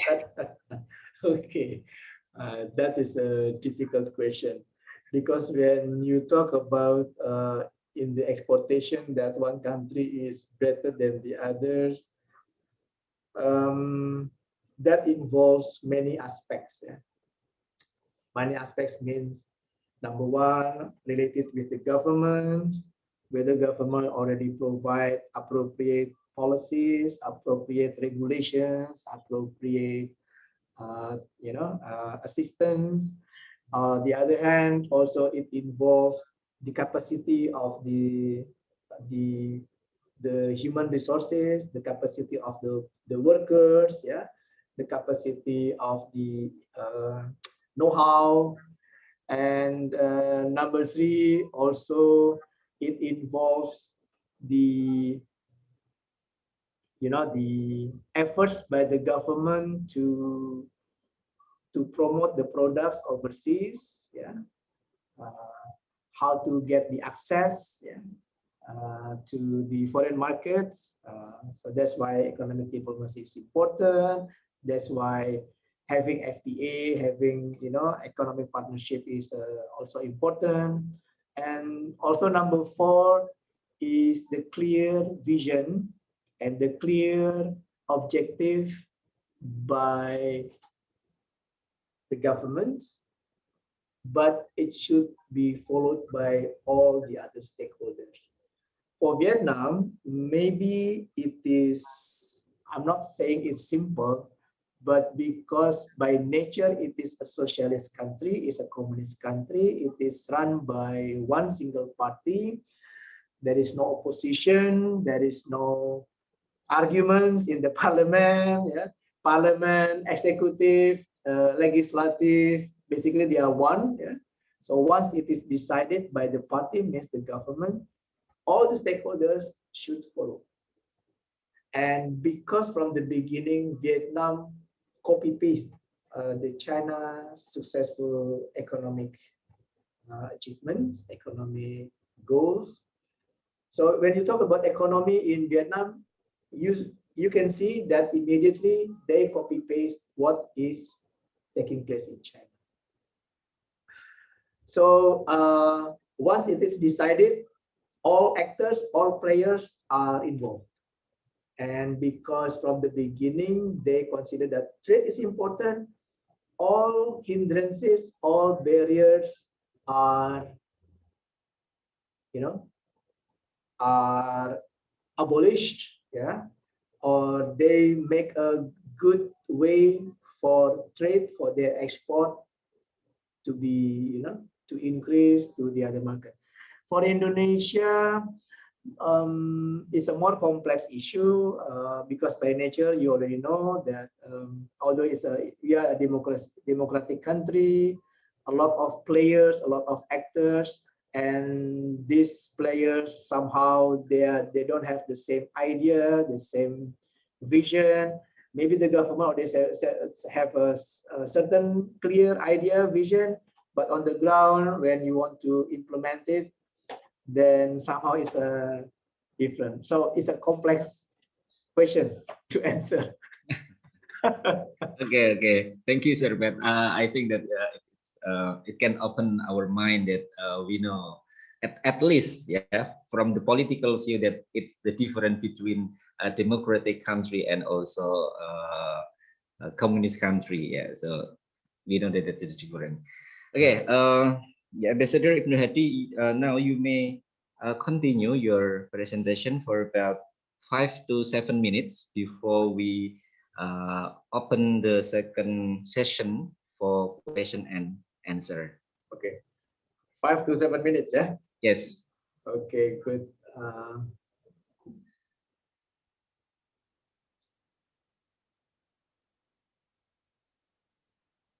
And for the participants, you may also type your questions if you have questions or maybe ideas or something to share. Okay, now let's talk about foreign direct investment. As I mentioned before, that foreign direct investment is also important, and the main sources of FDI cumulatively is basically this is just a loose list, yeah. So it's not a definitive list. Japan, Singapore, South Korea, Taiwan, Hong Kong, China, Malaysia, Thailand, US, United States, UK, or Great Britain, the Netherlands, France, Germany, Switzerland, Australia. If you want to add, maybe India too. And this is just also another illustration. Early this year, the top 5 countries of origin for the FDI, they come from Singapore, from China, South Korea, Hong Kong, and Switzerland. So basically the countries, they are basically most of the Asian countries are the important countries for FDI. And I mentioned also about omnibus law for job creation, omnibus law untuk cipta kerja, ya. Ini memang this is I believe this is also a promising condition for having more FDI in the future. However, because of COVID-19, that somehow we need more time to see the positive impact.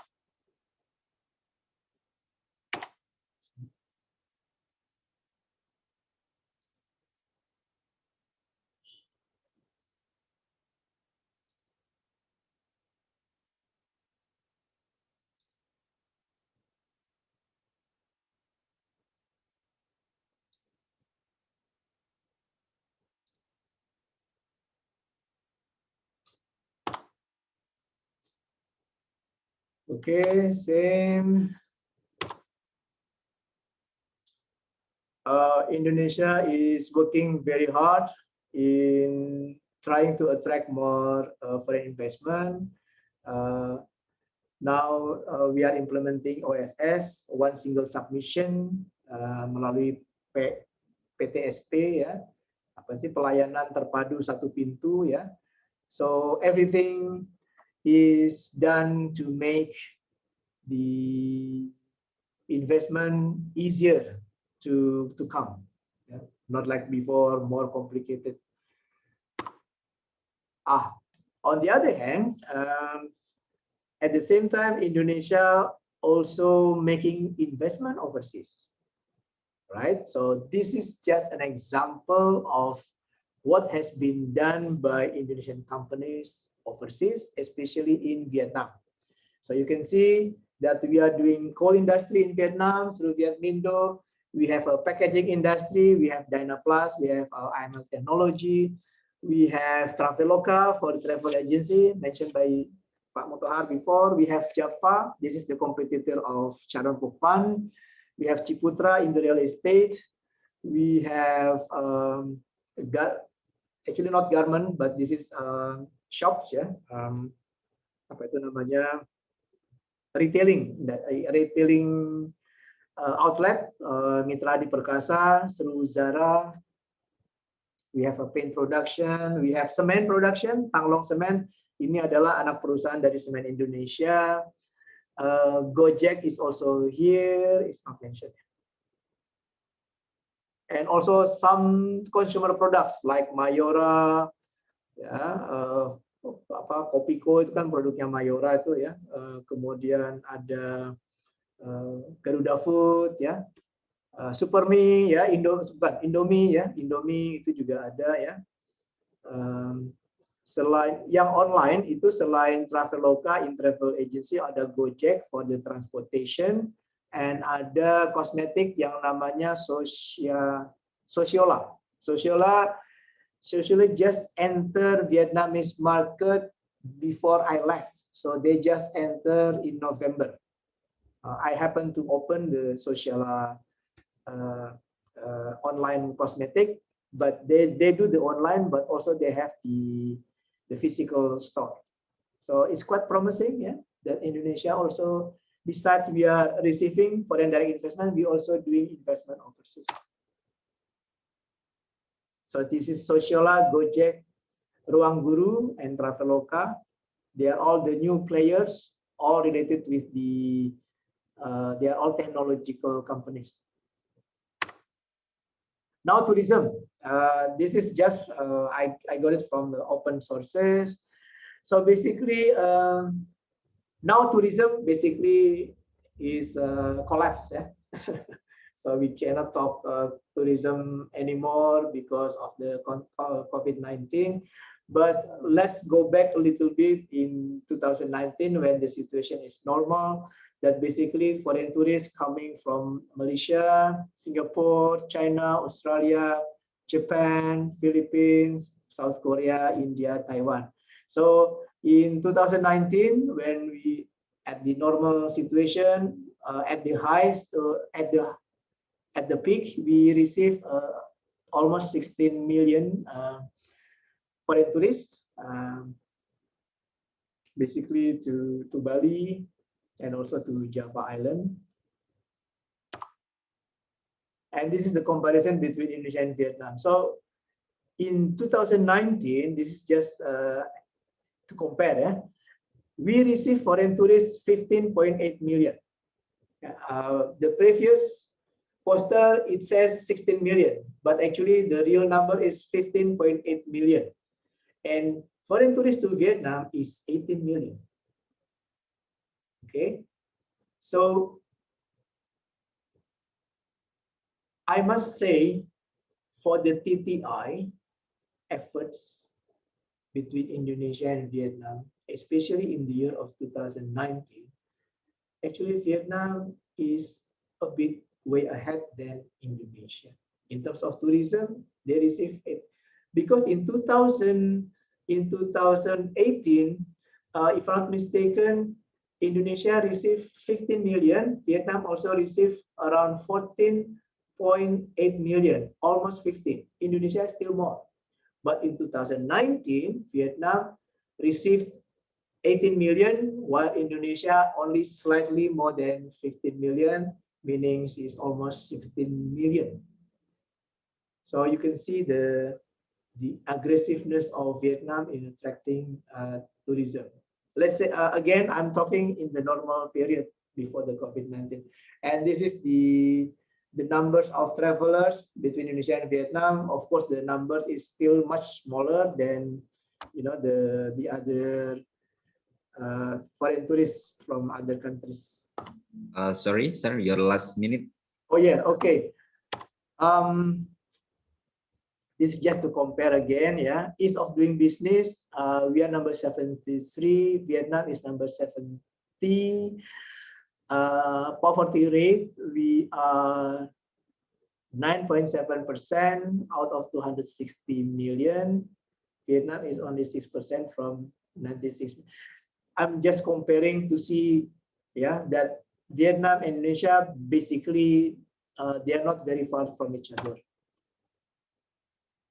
Actually, the third part is that when you do the economic diplomacy, basically you do the functions of a diplomatic mission, which is to represent, to protect, to negotiate, to report, and to promote. So these all 5 aspects should be inherent in yourself when you do the economic diplomacy. When you do the economic diplomacy, the steps is, number 1, you have to identify and you do the networking. You identify which are the potential customers, the potential counterparts. You identify and you building networking. This is a very important aspect, and you have to do this in the beginning when you do the economic diplomacy. When you identify, you can do it through exhibitions, through roadshows, through expo, and through visits, through seminar, workshop, dialogue, conferences. Yeah, all of this you identify and you do the networking. And then number 2, the next step is you do the approach and you do the lobbying. So when you identify and you do the networking, then you can see, oh, this is potential, or this is not very potential. And when you see that this one is potential, you do the approach and you do the lobby, meaning that you do the more intensive marketing of Indonesia in terms of trade, in terms of investment, or in terms of tourism. And you do this constantly, yeah, until at this certain point that you see that, oh, this company is not much interested in Indonesia, or oh, this company already make decision to invest in Vietnam, for example. Then you stop your efforts. But before that, you have to pursue, yeah, because you see that there is a potential if this company make business activities with Indonesia. So you do all of the efforts, and then the next one that you assisting in the process and in the making deals. So once you do the approach, the lobby, then you see that they are very much interested in Indonesia. You have to assist the process. And this is quite challenging because when you assist the process, not only you yourself, but you have to involve the agencies in Indonesia, the KPM for investment, or Ministry of Trade, or a certain company, yeah, or a certain associations. So it needs a lot of coordination, a lot of consultation in assisting the process, and you have to accompany this company until you make sure that they make deal. Of course, the one who makes deal is not you, but you have to make sure that they make deals between this company with its counterparts in Indonesia. Then afterward, you can consider yourself that you are a successful diplomat in doing the economic diplomacy. The mistakes, or not the mistakes, the weakness of Indonesian diplomats, yeah, usually, how should I go back? Usually they only, number 1, usually they only do the identifying and do the networking. Sometimes they only do the identifying process, meaning that they active in exhibition, they active in expo, they active in seminar, in conference, yeah, and they give information, yeah, to them. And then the next aspect, approaching and lobbying, they just leave it to that potential company to do it by themselves. So this is the weakness of Indonesian diplomats from my observation. No, when you do economic diplomacy, you have to do it all the way through until you ensure that they make deals. Then when they make deals, meaning that your efforts is done 99%. And 1% is what? 1% is you monitor the implementation of the deal, because sometimes somehow, not always, there is still some problems when the implementation taking place, and then you evaluate. So that's all from me. Thank you very much. Okay, thank you, Ambassador Ibnu Hadi. Because of the time, so I think that now it's the end of our guest lecture. So I would like to say thank you very much for our special guest this morning, Ambassador Ibnu Hadi, and also all participants who joined this guest lecture. And as the closing from me as the moderator of this program, so from this guest lecture, actually our speaker also open an opportunity or the wider opportunity for the graduations of the students from the Department of Management. So the students after they graduate can be the diploma also, so can follow what the Ambassador Ibnu Hadi did before. And then the most important thing also in doing the diplomacy is how to build the trust. And the last from me, I think that between Indonesia and Vietnam, we do not only compete on trading, sir, but we always compete in football. This is the last what I can say. Okay, once again, thank you very much. And unfortunately, we are losing, yeah? Yes. Lose, yeah? Before, long time ago, we always win. But yes. for the last 2 years, I believe, yeah? Now we are in the losing side. I don't understand why. Okay, thank you very much. And from me as the moderator, if I have mistakes, so please forgive me. Thank you, and back to the MC. I'm Mutohar. Assalamualaikum warahmatullahi wabarakatuh. Waalaikumsalam warahmatullahi wabarakatuh.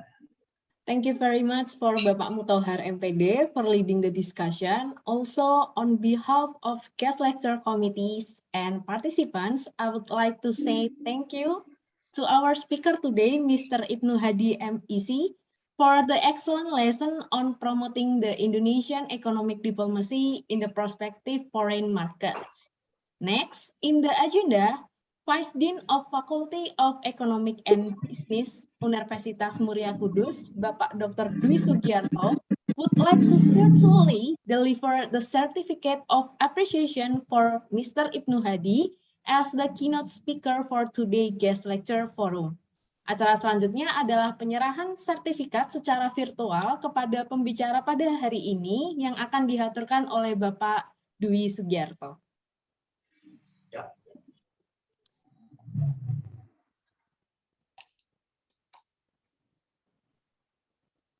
Iya, ini secara virtual ya Pak, ini sertifikatnya. Oke, thank you so much for the time. For all the participants, the next in the agenda is that there will be a short presentation from Wardah Beauty Cosmetics Indonesia, Ibu Iis.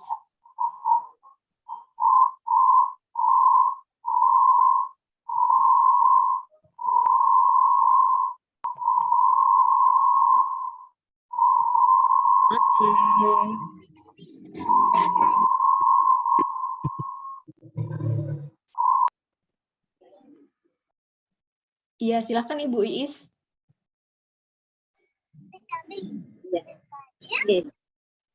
Ya, Assalamualaikum warahmatullahi wabarakatuh. Waalaikumsalam warahmatullahi wabarakatuh. Waalaikumsalam. Iya, selamat siang semuanya. Gimana kabarnya hari ini? Sehat ya? Alhamdulillah. Senang banget hari ini nih bisa join bersama Universitas Muria Kudus ya. Oke, ini jam-jam terakhir gitu ya, walaupun terakhir udah menjelang siang, jangan lemes gitu ya, tetap semangat. Oke, mungkin kalau mendengar Wardah tuh kayak ini ya, tentang make up gitu, tentang kosmetik gitu nggih. Nah, tapi di sini saya mau sharing-sharing sedikit nih mengenai kesehatan kulit gitu. Jadi nggak hanya fokus buat cewek-cewek aja nih tentang make up, tapi buat cowok juga bisa. Jadi apalagi kan sekarang penting banget ya buat merawat kesehatan kulit ya. Oke, perkenalkan nama saya Iis, saya beauty promoter Wardah Kosmetik. Di sini mau sharing-sharing sedikit nih tentang tentang skincare gitu ya. Sampai grogi nih, karena apa? Saya juga sedikit cerita ya, saya lulusan dari UMK juga nih. Dan tadi di sini juga saya grogi karena apa? Di sini ada dosen pembimbing saya gitu ya. Jadi kayak nostalgia gitu ya. Pak Mutohar dulu adalah dosen saya nih. Jadi jadi grogi gitu ya ketemu sama Pak Mutohar udah lama gitu ya. Oke, kita mungkin langsung masuk aja ke bagian materi kita gitu ya. So, skin from the beginning gitu. Jadi ini kesehatan kulit yang awal gitu. Jadi buat teman-teman cowok pun tetap butuh buat menjaga kesehatan kulit gitu ya. Oke, mungkin next. Jadi teman-teman di sini sebelum teman-teman menggunakan skincare atau mungkin teman-teman mau pakai produk ini, kalau bisa teman-teman harus tahu nih jenis kulitnya terlebih dahulu gitu ya. Di sini ada 4 jenis kulit. Yang pertama ada kulit normal, kulit kombinasi, berminyak, kemudian kulit kering. Nah, teman-teman bisa tuh dibaca ya di situ ya. Kalau kulit normal yaitu kulitnya halus, kenyal, lembab gitu ya. Jadi kayak normal aja gitu, pori-pori juga kecil, rapat gitu ya. Terus kalau kulitnya berkombinasi, di daerah T-zone tuh berminyak, kemudian di daerah yang lain kering gitu. Kalau usia teman-teman di sini sih mungkin sekitar 20 tahunan tuh kebanyakan dia masuk ke bagian kulit yang kombinasi, benar nggak? Jadi kadang tuh dia di bagian T-zone tuh berminyak, tapi kok bagian bibirnya kok kering. Kadang bingung ya kalau mau nyari produk itu ya ke kering atau berminyak gitu. Nah kalau di sini saya sarankan teman-teman bisa pakai produk yang untuk kulitnya berminyak aja, karena kan pasti dia dominan ke yang berminyak gitu. Terus kalau kulit berminyak, dia pastinya pori-porinya besar, kemudian rentan berjerawat, kemudian juga mengkilap. Gitu. Dalam arti mengkilap tuh kayak kalau minyaknya berlebih pasti kan kayak berminyak banget gitu ya. Nah di situ juga teman-teman harus kayak lebih aware sama kulit nih. Kalau berminyak kan dia sensitif banget gitu ya. Kalau kulit kering dia teksturnya kasar, kemudian kusam, kemudian serutannya halus tuh kadang di bawah mata gitu. Nah kalau usia-usia 35 tahun ke atas kayak mungkin bapak dosennya, ibu dosennya gitu, kadang kan dia udah masuk ini ya udah masuk ke jenis kulit yang kering gitu. Jadi tetap butuh untuk pelembab gitu. Jadi buat menjaga kesehatan kulitnya gitu. Selanjutnya, oke di sini ada skincare step. Ya ada 3 ini ya step-step untuk perawatan kulitnya gitu ya. Ada pembersihan, ada pelembapan, dan juga proteksi gitu. Nah yang pertama pembersihan. Jadi kalau buat teman-teman semuanya, cowok maupun cewek, kalau misalnya malas make up nih atau malas pakai skincare itu, basic nih minimal banget teman-teman harus melakukan pembersihan gitu. Jadi minimal pakai sabun wajah gitu ya. Tapi kalau misalnya mau lebih bagus lagi, teman-teman bisa double cleansing nih. Jadi kayak pakai cleanser, pakai micellar water gitu sebelum pakai sabun wajah. Itu lebih oke lagi gitu. Walaupun teman-teman nggak pakai make up nih, cuman kayak ya udah kayak peluk aja, apalagi yang cowok ya kayak misalnya tuh kayak cuek sama kesehatan kulit. Tapi kan kita kan di luar ruangan kadang ini ya, kadang kena kayak debu gitu kan, pasti kan juga bikin kalau misalnya nggak dibersihkan jadi masalah kulit gitu, kayak jerawat, kayak kemudian komedo, kayak flek hitam gitu kan. Nah teman-teman tuh basicnya banget tuh bisa pakai sabun wajah gitu. Tapi kalau mau lebih bagus lagi tadi ya pakai double cleansing. Karena apa sih fungsinya itu dia mengangkat sel kulit mati gitu teman-teman. Jadi tuh nggak hanya kayak melindungi, merawat, tapi juga mengangkat sel kulit matinya. Kalau lama-lama dibiarkan kan dia menumpuk ya. Menumpuk itu kan malah jadi ini teman-teman ya kayak tadi itu jadi masalah kulit gitu. Terus kalau pelembapan teman-teman bisa pakai moisturizer gitu. Jadi pelembab itu nggak hanya digunakan buat yang kulitnya kering ya, kulitnya berminyak pun tetap butuh. Karena apa? Kalau kulitnya kita berminyak nggak pakai pelembab kan dia ini ya kulitnya kita tuh kayak berusaha mengeluarkan air atau minyak gitu. Jadi kalau nggak dikasih pelembab, itu dia malah kayak lebih banyak memproduksi minyak di wajah gitu. Jadi malah tambah berminyak nih. Nah, walaupun kulitnya terlalu berminyak, tetap butuh menggunakan pelembab. Gitu. Nah, kalau proteksi dia ada yang PA, ada yang SPF, ada UVB gitu ya. Jadi bisa dilihat di slide penjelasannya.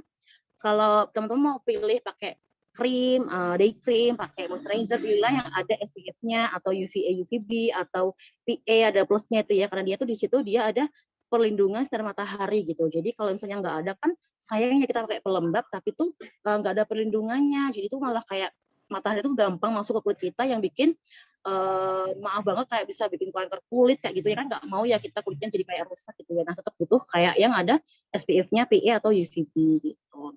Terus cara pakainya minimal 5-30 menit sebelum kita keluar ruangan. Jadi itu kayak biar udah kayak apa ya dia ngeresap dulu. Jadi dia nggak gampang nih kayak matahari itu menembus ke kulit kita gitu. Selanjutnya, next.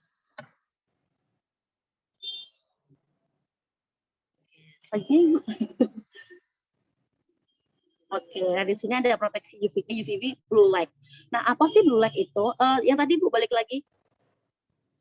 Yang blue light. Sebelum ini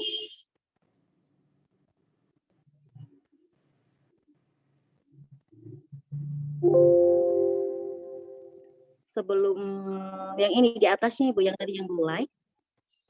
Oke, mungkin sambil nunggu screen-nya jadi Iya, ya. sudah Blue Bu. light itu apa sih? Gitu. Oh, udah ya. Iya. Di saya kok belum ini ya Bu ya. Oke.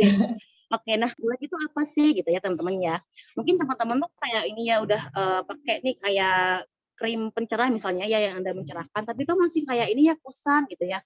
Nah, itu bisa jadi teman-teman tuh kena paparan sinar blue light. Nah, apa sih blue light itu? Nah, blue light itu tuh adalah sinar yang dihasilkan dari gadget gitu. Jadi kayak handphone, kayak laptop, kayak lampu juga bisa. Jadi teman-teman tuh yang dulu kita nggak setiap hari daring aja kan, kita sering nonton TV, laptop yang mungkin ngerjain tugas kuliah, handphone gitu kan, kita selalu terpapar ya.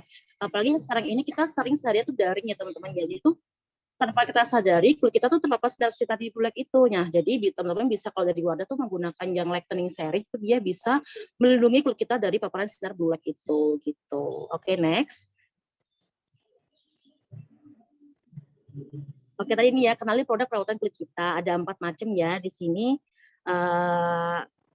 Ini saya kurang jelas sebentar. Oke, yang pertama di sini ada pastikan ada nomor notifikasi, kemudian ada jelas perusahaan pembuatnya, kemudian ada tidak ada bahan yang berbahaya, dan yang terakhir produk masih bagus. Jadi teman-teman tuh kalau mau beli produk jangan asal ya. Kan sore ini ramai banget teman-temannya di pasaran tuh kayak yang produk kayak polosan gitu ya, kayak dia tuh mengusung kayak tema bisa mencerahkan, memutihkan, tapi itu dia nggak ada kayak badan POM-nya atau izinnya, itu juga berbahaya ya. Jadi teman-teman kalau mau beli produk ya dia udah jelas kayak perusahaannya, kayak expirednya, kayak dia tuh udah ada brand POM-nya apa belum, seperti itu. Kalau dari Wadah tentunya dia udah aman, halal, dan juga dia ini ya udah tentunya melewati uji-ujian ini ya, jadi insya Allah aman gitu.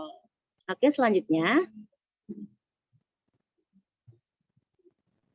Oke, ini ya teman-teman ya ada healthy lifestyle, di sini ada doing physical activity regularly. Jadi teman-teman tuh ini ya harus melakukan teman-teman ya kayak aktivitas fisik gitu, jadi biar lebih sehat kayak gitu. Kemudian ada healthy food, jadi makan-makan yang sehat.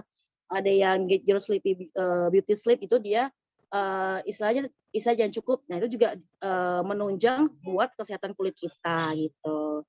Oke, yang terakhir Ibu Dina. Udah Dina ya. Oke, ini kesimpulannya teman-teman ya. Jadi kesimpulannya tuh di situ dia ini kenali dan cintai kulit kita. Jadi teman cowok, cewek juga harus ini ya kayak aware kulit kita gitu ya kan, itu dia aset gitu. Kalau mungkin sekarang dirasa kulitnya masih bagus tapi gak dirawat juga kan teman-teman, nanti 2-3 tahun ke depan kan juga ini ya karena tadi gak dirawat jadi malah timbul masalah kulit gitu. Jadi walaupun sekarang kulitnya masih bagus harus dirawat gitu.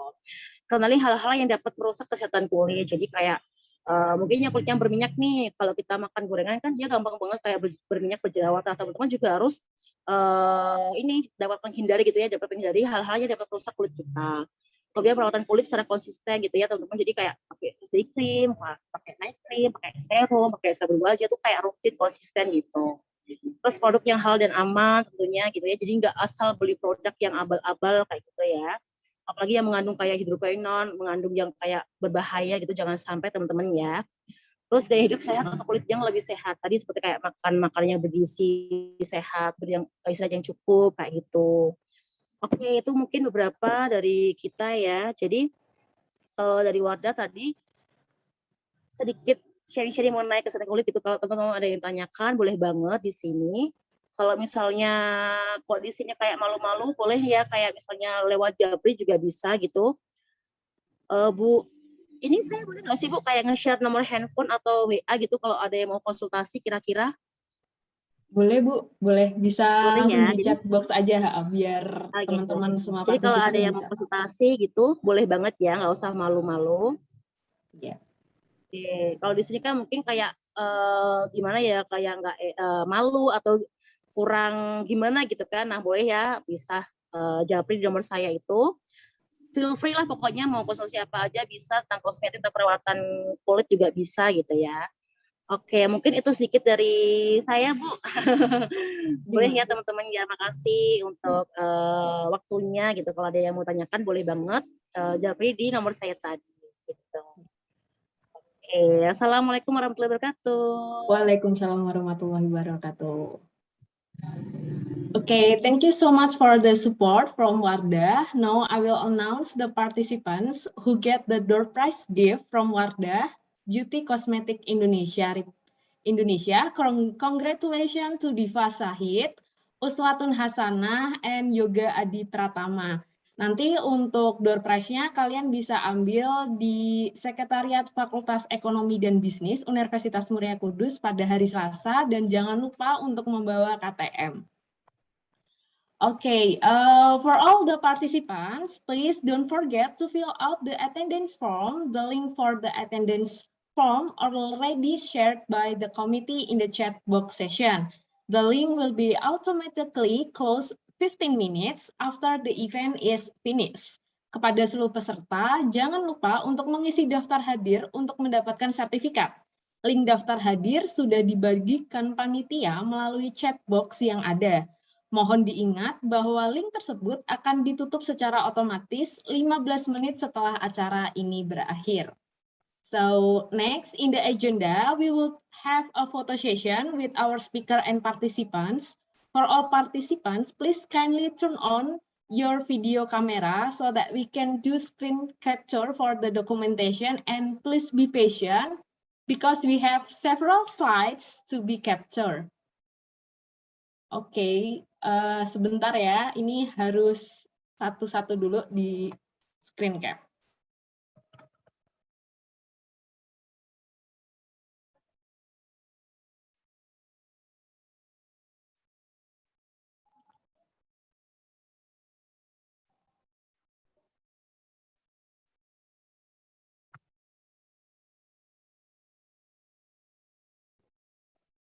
Mohon bersabar karena banyak banget slide-nya.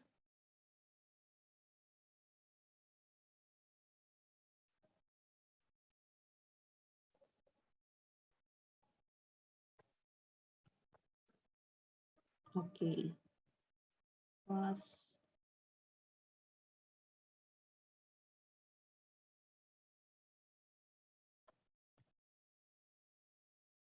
Okay, thank you so much. The photo session is already end. And now we have to come to the end of the forum. Thank you everyone for participation today. See you again on another opportunity. Have a nice day.